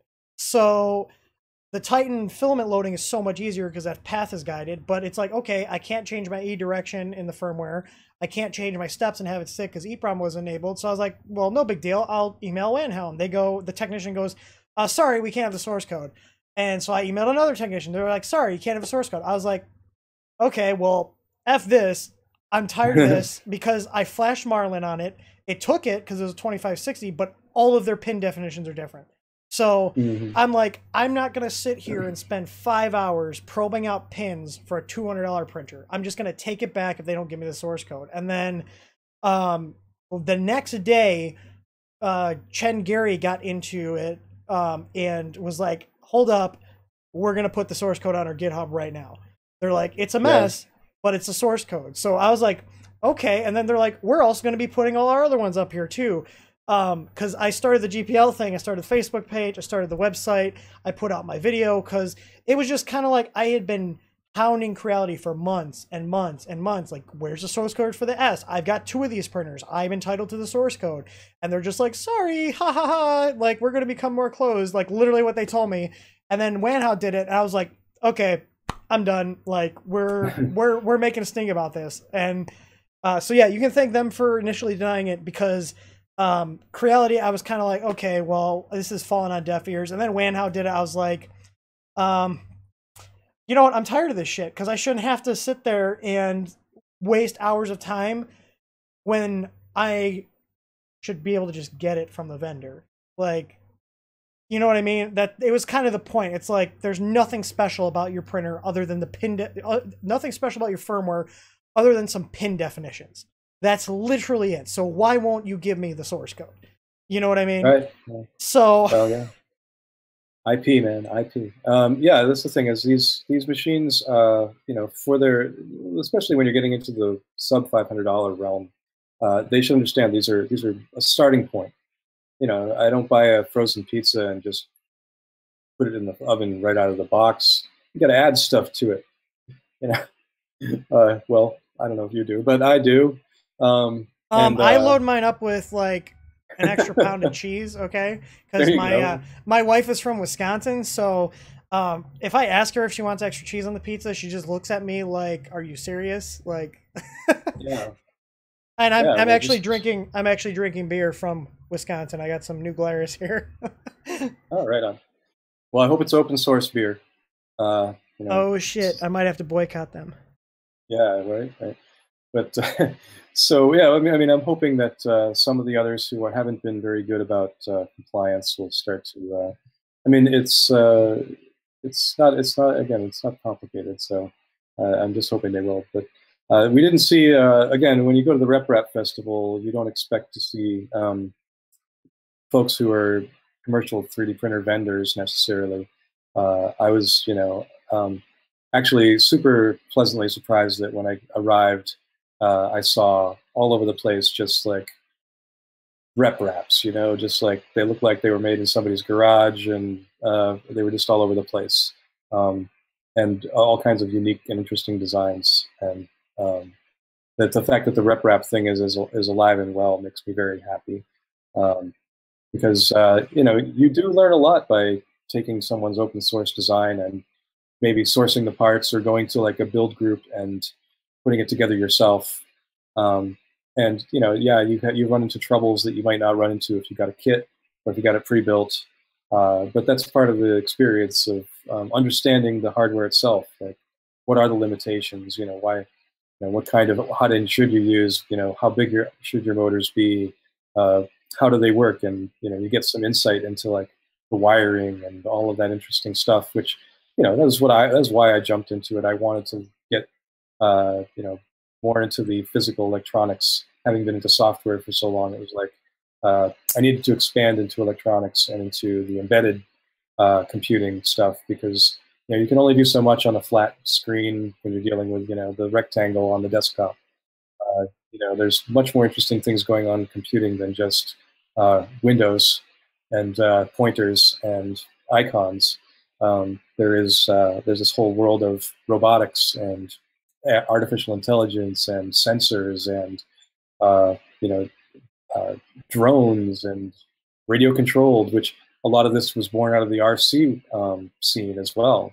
And so there's that whole crossover with Daniel Noiré and others who have kind of brought over their expertise with RC into the world of 3D printing and fabrication. And there's a whole creative side to it as well, which you see people who actually use these machines to do amazing things, or who take them as a starting point for doing metal casting or cosplay or other things. It's just it just expands more and more. So it's there's just all of that was you could feel the energy of all of that stuff happening around at the MRF event. It wasn't about meeting vendors who are trying to sell you stuff. It was about, hey, look at all the new cool things that we've done, and there were some really cool plotters there, and there was the glitter printer and things which you just wouldn't necessarily associate with 3D printing per se, but they all come together. That glitter printer was right by our booth, and the glitter was everywhere. I was like, I saw it, and my wife was looking at it. I was like, no, I'm no way in hell am I building that. No, hell no. And I mean, if you've seen the video about it, it was converted from an old unit that one of the Zortrax ones, yeah, which is like an antique from the 90s. Itself. That's ancient. Oh yeah. Hey, 3D printing technology has been around since I gather at least on the same level of fused filament fabrication or fused deposition modeling, I guess. Was trademarked in the 80s, right? Yeah, so one of the cool things to note is why we're seeing this explosion of these cheap printers is a lot of these patents are expiring. Yeah. So China's going, hey guys, let's do this. And you know what? It's awesome because like I had a guy I was talking to yesterday, and I was talking about 3D printing, and his just eyes lit up, and he was just like, that sounds so cool. And I showed him a little keychain I have. It's a little Half-Life 3 keychain because I'm still holding out hope. And he goes, well, how much is a printer? I was like, you can get one for under $200 now. He's like, are you kidding me? I was like, no. I was like, you can go to Micro Center right now and buy a duplicator i3 Mini for under $200 out the door, and you literally take it out of the box, put the filament in, level the bed, and you're ready to print. And he was just like, man, he's like, that's awesome. And he's got like 3 kids. He's like, man, this would be something that, kids, I'm really looking forward to when my wife and I have kids, because obviously I'm still going to have 3D printers. Like, even if I don't run the company still, I'm still going to have them. But I can't wait to share that experience with them. And we're actually trying, like TH3D is trying to get together with some schools and youth groups like Boy Scouts, Girl Scouts in the area. And so if anybody's in the Chicagoland area listening, if you guys want us to come out and do like a little demo, we'll bring machines, we'll bring filament. You don't have to pay anything. I want to just get it out there and get these kids excited about this and get them interested in it, because like I was actually homeschooled, and not many people may not know this. And I always tinkered. My parents encouraged me to like tinker, and I got yelled at multiple times because I took the VCR apart, because I wanted to know how things worked. And I feel like that type of behavior needs to be encouraged. The curiosity, the fascination of how things work. I mean, like, it's hilarious because I don't know about you guys, but I still sit there and watch the printers print because it's still fascinating. I've had them for over a year, and I still sit there just watching each layer go down, watching it do the infill. Like, it's just very satisfying. Like, you're taking like this string of plastic and turning it into a functional object, or you get into designing your own parts. It's like, oh, I needed a part for this or a spacer for this project I'm building. 15 minutes later, I got my spacer. I didn't have to run to the hardware store. I didn't have to cut anything. I model it up. I hit print, and we use 3D printed parts in our products, and it's awesome because, we have enough printers where we can do high volume. And if I need to make, it's like, oh crap, well, this design isn't really working. There's some drawbacks. It's like, well, let me design a new one and print it. Instantly. I'm not making new injection molds. Like, it's just on the fly fabrication changes. I mean, like, look at Prusa. They're still printing their parts. They're a pretty big company. They said they're shipping like, I think 3,000 printers a month, and they're printing the parts. It's crazy. It's just such a cool technology, and yeah, it's amazing. And Matt said, I gave my A8 to a local scout group. I hope that you like them because that's a fire hazard. Well, did you give him a fire extinguisher with it too? Did you give him a fire extinguisher with the A8 too?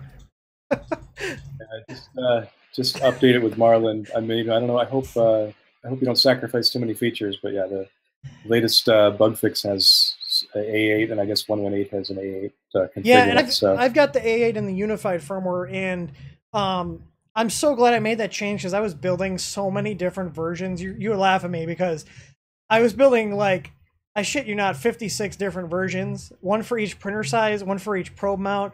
And then I'm like, I'm like, why am I doing this? Like, I have programming background. I'm like, I can just do a bunch of if else statements and do one thing. So like to add on another printer, it's like, okay, well, I already have I already have the stuff slimmed down for the CR10 1284p MLZ. I can just add in some options for the ANET. Boom, the ANET supported, you know. Yeah, and I'm really looking forward to, like, I am and am not looking forward to 119 because I know as soon as 119 gets dropped, I'm gonna get a million messages asking about when I'm going to 119. If I took a swig of beer for every time someone asked me about the power resume, I'd be drunk as shit right now. Yeah, you'd be on the floor. That's the thing. I mean, 3D printing is a gateway drug for all this, STEM stuff, and we'll put the A in there. STEAM. It's a gateway drug for all that stuff, and there's a lot of there's just so many aspects to it. My part of it with doing the software is it's pretty amazing. I mean, I think I keep comparing it to like the Homebrew Computer Club. It's been a long time since you could be an inventor and turn around and make something really with off-the-shelf technology and make something really revolutionary. And maybe it hasn't been such a long time, but I feel like right now we're at a real apex of really inexpensive processing power and the accessibility thanks to like Arduino of building stuff and being able to understand it at the level of, oh yeah, I'm just turning switches on and off really fast.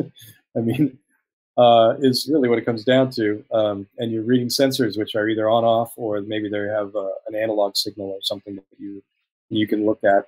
But what's available now and the ability and the creative ways you can combine such simple principles to make something that's really cool is just awesome. And I'm like continuously amazed by what people are doing with it. Just it's so fun, and that feeling you get the first time you make something in your CAD program or in your modeling software, and a couple hours later you are able to hold it in your hand. I mean, it still blows my mind. I still watch those layers, and it's been a long time since I've sat actually watching a print for 2 whole hours, just mesmerized. But yeah. I did that. I used to do that like all the time, just like, wow, I can't believe this actually works. I know, it's crazy because it's like these machines, once you understand them, they're so simple. Like at their core function, like they're just so simple, and there's a beauty to that simplicity, in my opinion. Like it's just a couple of stepper motors, some belts, and the motors are moving. But they're all moving to make something. It's really cool, and like I really want to actually like I want to share it with people. Like I wish I had like a recording of Comcast had to come out to fix my line, and the guy came in my office and I had like most of the machines running. He just stopped. He was like, what do you do here? I was like, we make things. And he's just like, I was like, so if you look, it's actually printing layer by layer. And he sat there for like 5 minutes just watching it. I was like, okay, you need to fix my internet now. I'll talk to you about it later. But it's such a cool thing. Yeah, like it's awesome. A guy in the chat named Rebsayet Hyde Park Day School. I think that's near me. Hyde Park isn't too far from me. If you want to send me the details on that, send an email to Tim at th3dstudio.com. I'd love to link up with you guys. I've made posts on our website. I made on our Facebook. I actually had a local library reach out to me, and I was like, yeah, let's, let me know a day. I'm like, I'm busier than hell, but you know what? If I schedule it, I can make time for it. It's something I want to make time for. And they never got back to me. So I was like, it's just so cool. Cause it's like, like I said, I remember how I was bullied when I was young. Because I was a nerd, I was a geek, I was into computers, I was into electronics, but it's like, I want kids to know this stuff is awesome and it's going to take you somewhere. You're not just doing something and, wasting your time, screwing around. It's something that's fun and productive and can teach you something. And it's satisfying. It's still satisfying to this day. Like I was building a machine and, I was designing a new sensor mount for the i3 Mini and I modeled it up and I was like, print, and it came out. I was like, it's just, I needed a part. I made it. I printed it. Done. Yeah. It's crazy. Being able to iterate and, this is, continually refine things and make them simpler or smaller or more elegant. And then, the things you learn, like, if I print it in this orientation, it completely falls apart. If I print it in this orientation, it's really strong. There's just really cool elements that you learn about, the trade-offs with any technology. Yep. And you learn all the principles that come with engineering and design in general. Like all that stuff in the jargon file, you start to understand what all those terms are meaning. Why Murphy's Law is Murphy's Law and where Finagle's corollary comes from. Yeah. If I don't design it the right way, someone will do it, use it wrong and stuff. So. Yeah, it's also like, when you're on a deadline and you have a bunch of prints to get out, all your printers are going to break at the same time. It's a guarantee. Every single time. I have, like, every time I've done a big project, it's like I've got 7 days to crank out 200 parts. It's like my hot ends are jamming, I got a stepper driver that went out, like my heater cartridge died. It's like, never fails. But you know what? It's like, I tell people, I was like, 3D printing is amazing. But it may take a while before you can print a plate of 20 parts and have them not all get knocked off the build. Yeah, because it's like, sure. If you don't like tinkering, you're not going to enjoy this hobby. You're going to be swearing at it more than doing anything with it. Yeah, it hasn't gotten to the point where you can just, unpack your iMac printer and have it, have 3 steps and you're done. But I think, if you're willing to spend the extra, like for something like an Ultimaker, you can get very close. It's definitely there is a premium to be paid to get a really reliable, rigid, well-built, well-tuned machine that has real support behind it. Well, and, I mean, I look at it this way: you can either pay with your money or your soul. There's your 2 options. Yeah, I guess so. It's true. Danielle Puka in the chat says, Scott, do you think we'll see a near future version of a Marlin for a chip ST64-bit 400 megahertz? I think we need to get 32-bit done first. Didn't we do that last week? I'm pretty sure we put that out last week. No, actually, 64-bit. ARM processors are also super, super cool. When I was programming in the 80s, I heard about this stuff called RISC, and it was all like way over my head. I was doing assembly language and stuff, but I was, using nice, easy-to-use processors like the 68,000, where you have, a reasonable number of instructions and everything make, 16 or, address registers and 8 data registers or whatever. And it was very simple. But then this RISC stuff came along, and you suddenly couldn't program them directly. You had to use C and C++ and stuff. And ARM has been around for a really long time, but now all our phones have ARM chips in them. And they're super low power, which is the other thing about RISC. Like, they can be super simple and super low power, and they've really been pushing the envelope on that for so long. And the fact that ARM processors are now at the heart of 3D printers only makes sense. So, right now we've got the 2.0 branch targeting, I think, something on like a dozen or so different ARM processors to varying degrees. But part of the challenge of that is that the libraries that you have for Arduino don't always exist for the other processors. So we're sort of like stuck having to either re-implement things or do other things that make it possible to target it. And the other thing too is, we could probably do something like start with a real-time operating system and build Marlin around that. But we decided to take the approach. I don't know how we decided. I guess we just sort of said, let's jump in and see what happens.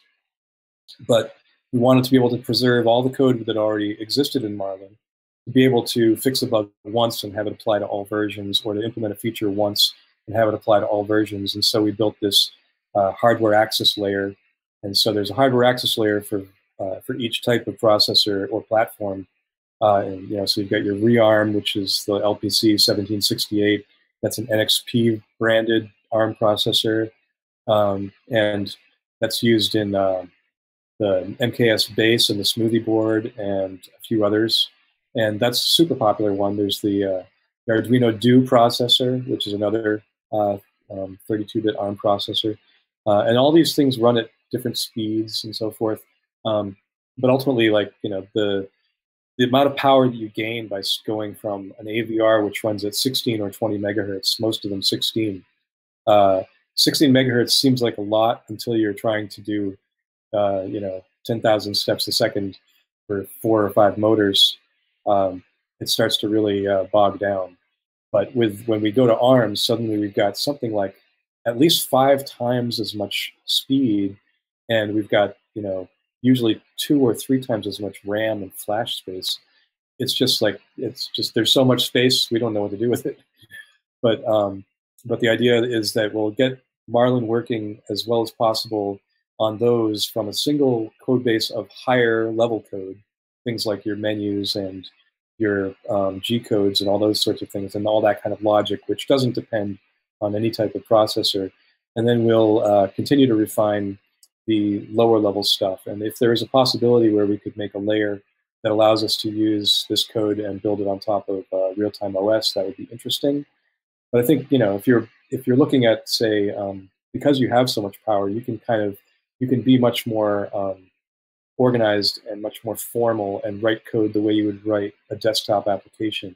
You can be much more. You can use much more of the C++ stuff. You can use templates and virtual functions and all of the sorts of things that you would try to tend to avoid if you're writing stuff for an AVR that only runs at 16 megahertz. So it's like there's definitely this whole new world opening up for us with 32-bit. But the first step for us has been to just get it working first. And I've stepped aside and tried not to molest and bother the 32-bit developers and give them too much grief about trailing spaces and formatting and code style, because I just want it to work first, and then we can go in and sort of take that huge pile of elaboration and then go in and revise it and sort of cull the things that need to be culled, combine the things that can be combined, simplify the things that we can simplify. There's a kind of a rule in programming and in design generally, which is premature optimization is considered bad or evil. And it's pretty true. If you want to get things working first before you try to start to get clever. And I think with the 32-bit stuff, we don't have to be quite as clever because we have so much overhead to play with. But ultimately, I want to save some electrons and keep the processors from overheating. And basically, the less you do, the faster it goes, and the more energy efficient it will be. And so, even though these are ARM processors that are very efficient at a certain level, there's still some benefit and some virtue to being efficient and being and optimizing and kind of trying to do things in a nice, simple, and elegant way. So I'm hoping, definitely with that stuff, we can open up and then also we'll have the opportunity to explore whole new areas. Like we could conceivably have a slicer combined in the firmware, which could be at some simple level. If you had objects that you had profiles for, you could almost run them through. I don't necessarily want to do that because it's nice to have a separation you want to basically these machines should be able to process G code and be really good at eating G code for breakfast, and basically be really obedient servants and do as much do things just the way you tell them to, and not try to be too clever. But more and more, we find ourselves having to be a little bit clever to deal with things like, for example, bed leveling. There's a whole suite now of several different bed leveling options, which we've kept around because some of them are smaller and can fit on smaller boards. Some of them are simpler and provide just what you need without throwing a whole lot of other stuff in the mix. Maybe you don't need to be able to probe all the points you can reach and then fill in all the points that you can't reach. And maybe you just want to be able to probe your whole bed, like with a BL Touch or something, and then just jump into your print. So we don't necessarily want to have everything in there. And there's still some, we want to also continue to support smaller boards like the 624P or the 628, and basically ones that have, I guess. Is anyone using those 600 series ML chips? I haven't seen one in a long time. Yeah, they're not. They're certainly not in use like they used to be. I mean, you look at what Marlin started with, which was Gerbil, and that actually is meant to run on a 328p. Yeah, one of these, like what's on this little guy here. Yeah, which has, I think, what, 32K of flash. Yeah. I think 320. It'd be double in that 680. No, I'm bad at math. Something like that. Because the 600 series one is the same pin package as the 1284, if I'm correct. I think it's the same package. So. It's just less flash memory, slightly slower clock. It's like the 1280 and the 2560. It's the same package. It's just less processing power, less storage. I have seen some boards with power, I think. Yeah, I've seen the 1280s on a few boards. Because I believe they're interchangeable. Like you can put a 1280 on an Arduino 2560 board. I believe pin for pin they're compatible last time I checked. It's just, I think it's the flash memory is the difference. I'd have to look up the specs, but it's definitely, I mean, you're talking though, the price on these chips are so cheap, the 2560s. I don't understand why companies are still doing the 1284s. Like why not just go to a ramps type board? Yeah. Yeah, and I definitely favor something that uses a ramps and the same pinouts if possible. There's now with the trinamic steppers, you have the possibility to gain even more overhead, like not necessarily with the 2130s, but with the 5130s. The 5130s, like on the trams board, for example, they have their own motion controller. And so all you do is you tell them what to do their motion, and they take care of all the stepping. And the processor doesn't have to do all that in a 10,000 times a second or whatever. It can just, it frees up that much more resource, and it also eliminates a whole bunch of code. So, they're a bit more pricey. And, like anything, you might as well combine two or more ramps together and have them, one takes care of your LCD and another one takes care of your motion. And I've done that kind of stuff before using like a serial interface, and that works pretty well. There are a lot of ways to divide up your power and kind of take the really slow AVR boards and leverage the new technology and extra add-ons to refresh them and make them almost new again. Yeah, so speaking of which, I don't know if you've been following the Clipper project. Yeah. That's essentially what they're doing. They're basically just using the Atmel board as a slave to talk in real time to the steppers, but all the main processing power is done on the Raspberry Pi. I personally haven't played with it. I've seen people getting it running. Apparently it's when they say beta, it's a beta. It's not just, this is a beta that works, but we just don't want to put release on it. There's a lot of issues with it. And it's very basic, like they don't have any sort of manual or automatic bed leveling type of thing. But they're working on it. It's a cool project. I think once it gets a little more mature, I think I'll start playing with it. But I mean, I'm very happy with my Atmel boards. I think especially for Cartesian machines, they make sense. They're cost effective. They get the job done. It's you can argue you know, 8-bit versus 32-bit. I think really right now the main reason for 32-bit is if you have a Delta machine, because of that just a high amount of CPU cycles and steps that need to happen in real time. Because I only have one machine that's got a 32-bit processor, which is running Smoothie right now, but I hate SmoothieWare. That's the one with the S-base, the Delta with the S-base. So once I can finally get Marlin 2.0 to compile, if you recall our late night that one night. We have a compile guide on the website now, which someone was kind enough to. Basically, they were struggling for like a few days trying to get it all working, and they took lots of copious notes while they were doing so. And when they were done, rather than move on and say thank you, they wrote up all their notes into a nice document and then submitted it. And I spent some time to clean it up to add notes about he was using Atom with Platform.io. And so I wanted to add notes about Visual Studio Code. And so I made from that, polished it up, and we've got a document now that covers both Atom and Visual Studio Code using the Platform.io plugins to how to build for your 32-bit boards. And basically they all use the same technique where you put the file onto an SD card first, and then that SD card goes in the board, and then your firmware is installed after you reboot it. And but the initial process of setting up Platform.io can be a bit of a challenge.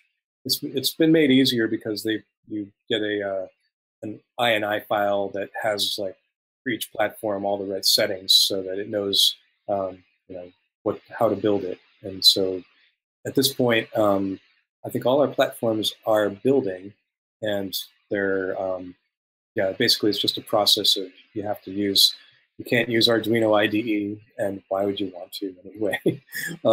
Because it's not the greatest editor. Amen. It's I mean, it's a dog. Let's just be honest.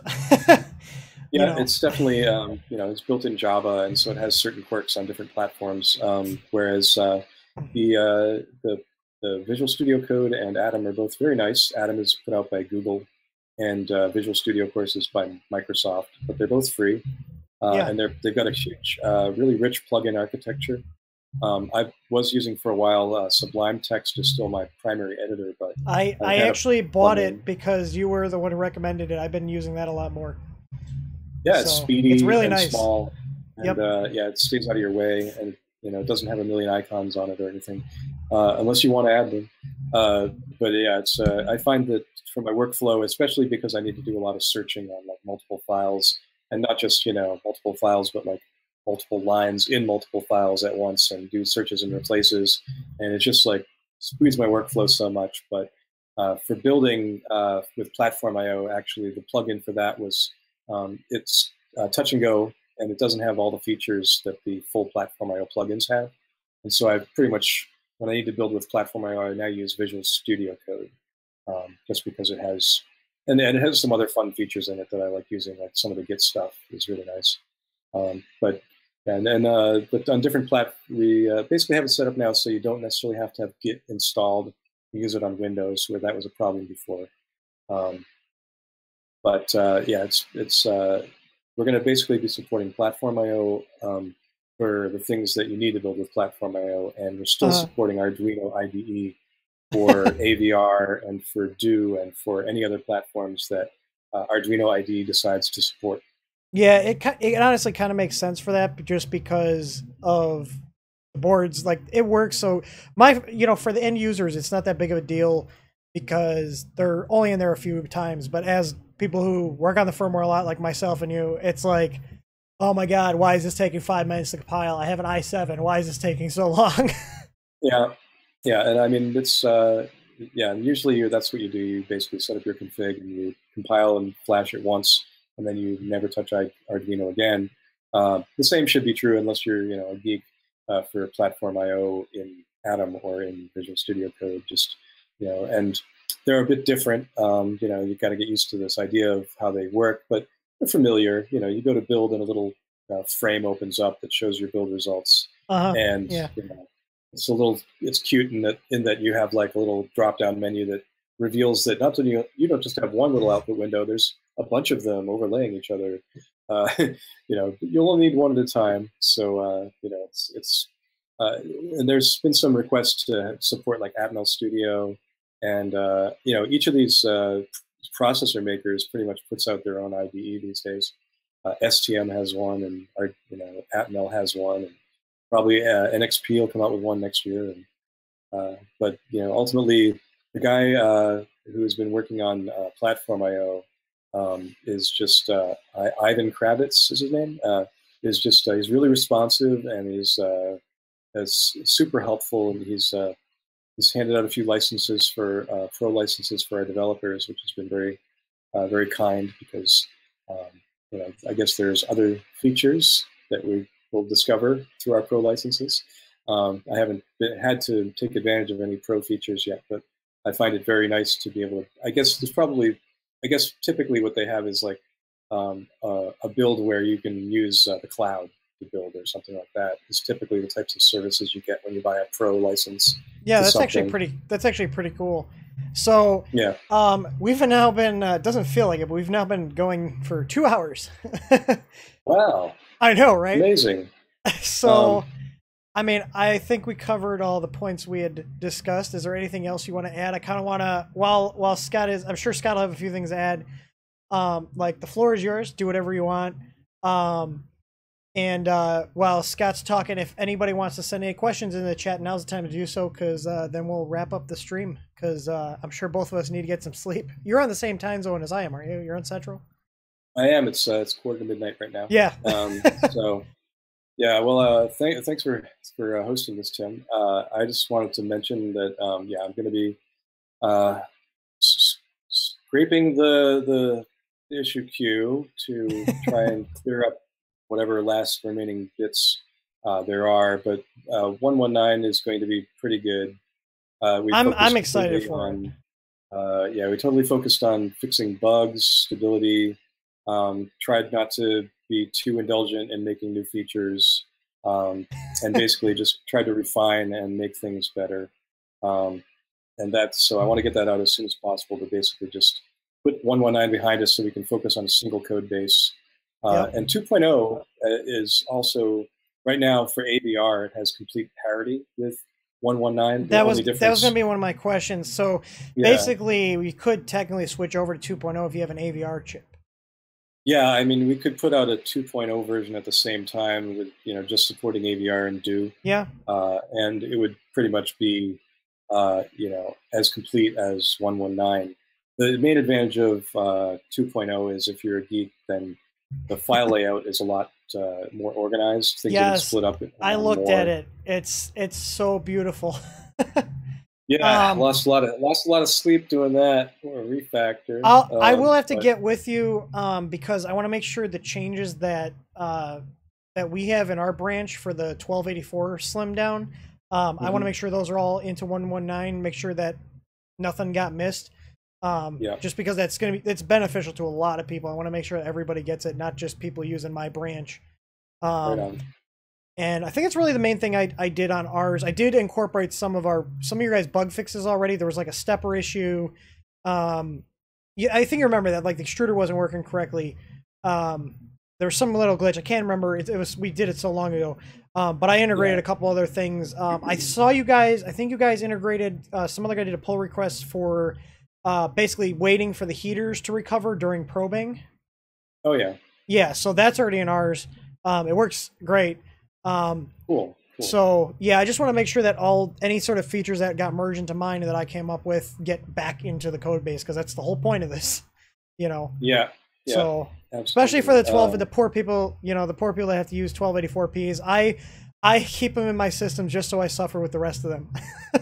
Yeah. Well, they have that nice advantage of the extra RAM, right? I think they have. They're not bad. I mean, I give them shit, but something. It's like, come on, can you give me 196K of program memory instead of 128? Like, just give me a little bit more. If they just had like a couple K more, it'd give so much more room. You know? Right. Well, you know, there's the option to like use a different bootloader that's smaller or something and gain back. Yeah. I've been playing around with those chips and trying to squeeze everything into them. So yeah, kind of my forte. Yeah, OptiBoot. The ANET's like the OptiBoots. The CR10s and the WAN-hows do fine with the regular one. Right. But the ANETs seem to work just a lot more reliable with the OptiBoots. I'm not sure why. I don't know. I'm not like super in depth on the actual architecture of the processors. I know more than enough to be dangerous at this point. So, but it's like, if it's working, I'm not going to touch it. You know, if it's like, okay, use this bootloader, the printer works, then use it. Yep. Yep. So yeah, ultimately, yeah, the thing we're going to focus on after the release, I think, will be more documentation, more hopefully more video content and images and things that augment the documentation to make it easier to follow. There's certainly some features like delta calibration and bed leveling calibration and initial setup and things like that that we definitely want to refine. One of the things that's pending in 2.0 is a complete reorganization of the menu system Thank you. Yeah. from Lulzbot. I saw that. Yep, and that's looking pretty good. Instead of prepare and control, you'll have like, what am I preparing or controlling? I'm not sure. Yeah, it's kind of confusing, and like moving the preheat menus all the way up to the top, you know, that kind of stuff is great. Do you actually, I don't know if Chris, when he gave you the other machine, did he hook you up with some sort of bed leveling sensor? Because if you need another kit to test out, I can send you another one of ours out. Yeah, I have the one that I still need to hook up. I'm going to, actually, I'm going to be doing that. That's another thing that with 119 out, I'll be able to focus more on these machines. You'll actually be able to test them. You'll actually be able to test your code. Well, I do a bit of testing, but it would be nice to have sort of more things going and like really put it through its paces with longer prints and things instead of just test objects and, you know, running test G code that just prints squares all day. It'll be nice to do some models and, you know, really see what they're capable of, for sure. So yeah, that's going to be exciting. And then it would be nice to also get more into, like, I have some machines that are using older boards, and they're just like self-built machines. And I've got even an Ordbot Hadron. Look it up, and that's got like a some kind of 628p on it or something like that. It's really yeah, it's definitely an old school machine, but it would be nice to use these to do something. I actually had to look. I have to look that up. Let me see. Oh man, that's rough. that's a rough looking printer. Yeah, but you know, hey, it uses the same beams as the Creality as the basis for its design. So yeah, I see that. It's way ahead of its time. That is old school. Yeah. Yep. I would love to see you revive that and get that thing printing amazingly. That'd be awesome. Like, there's something I like about taking these little like something that's just small and kind of crappy and making it work. Yeah. You know, I think that's why the ANETs get so much love, is because it's taking that piece of shit and making it print and not burn yourself.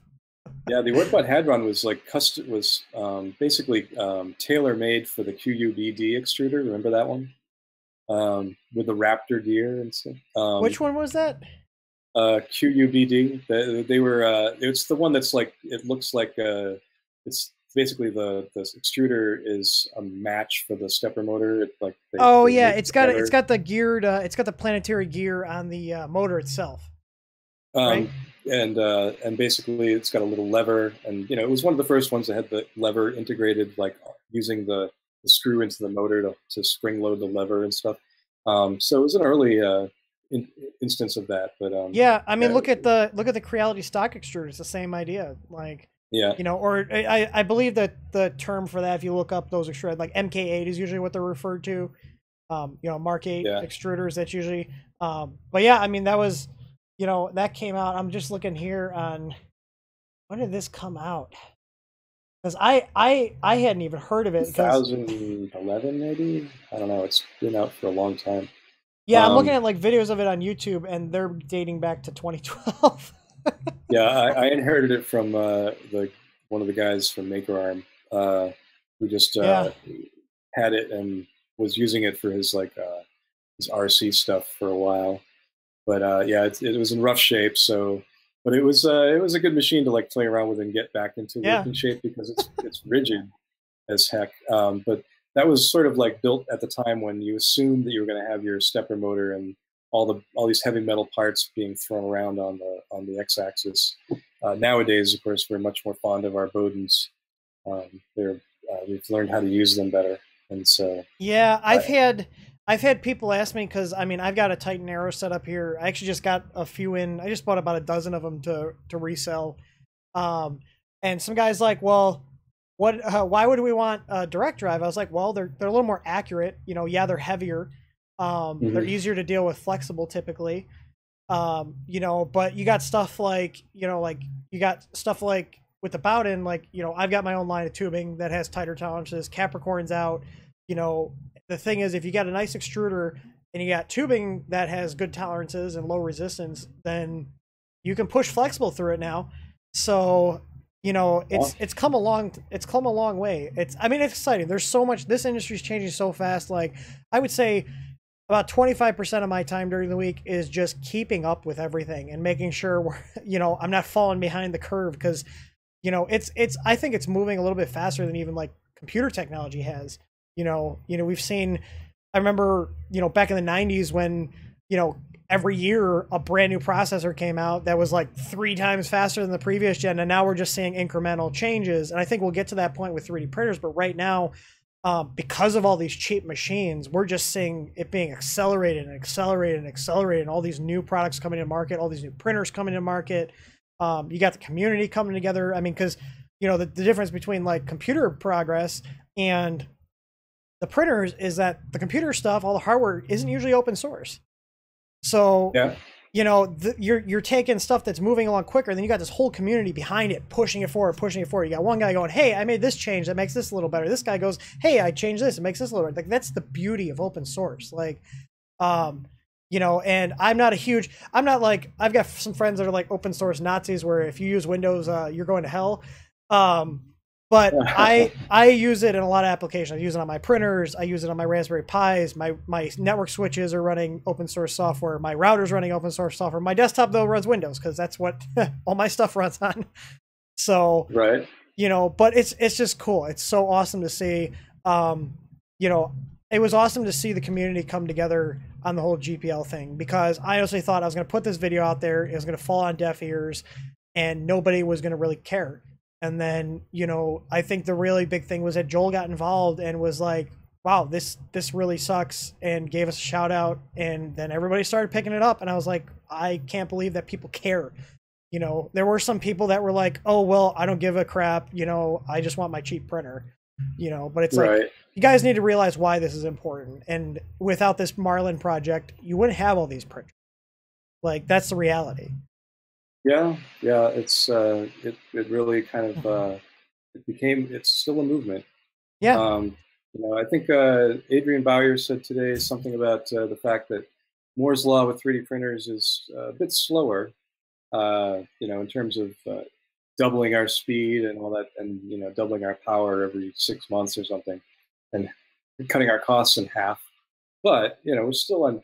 That's still the trend. You know, it becomes more powerful and less costly by the minute.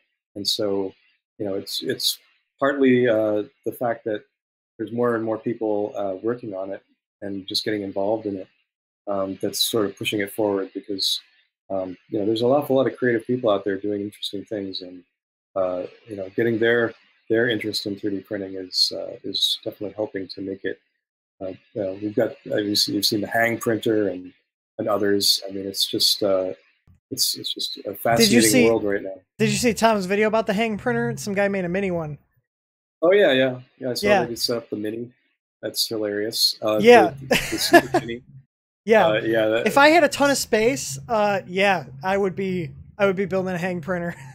Like, yeah. Did you? Speaking of ridiculous printers, how did you like the Part Daddy? Which one's the Part Daddy? The Part Daddy at Rep Fest, the giant 2-story tall Delta. Oh, is that what that was called? Yeah, they called it the Part Daddy. Daddy of all printers. Huh? Yes, the Part Daddy.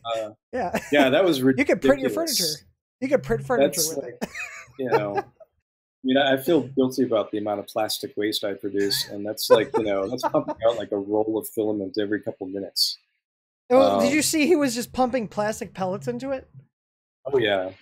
Like, Those, you want to talk about an expensive failed print? You know, you get a failed print, it's like, oh, I'm out 20 cents, and that one, it's like, man, that's $100 worth of plastic. Yep. Well, South by just happened, and they were exhibiting, some 3D printed houses. Yeah, I'm thinking maybe I'm going to move to Marlin, Texas, and get a 3D printed house there. Is there a Just town called Marlin, because Texas? there is. I drove through it on the way to Murph. That's awesome. I meant to stop and take some photos, but take some selfies with the sign, you know? I was in a hurry. That's right. I'm in Marlin. Yeah, wouldn't it be great if my mailing address was Marlin? That'd be Texas? hilarious. Like, well, it could happen. Scott, this was awesome. I'm glad we finally made this happen. We've been talking about it for what, a couple weeks now, and then finally we were just like, "Hey, you want to do a live stream tonight?" Okay. Sure.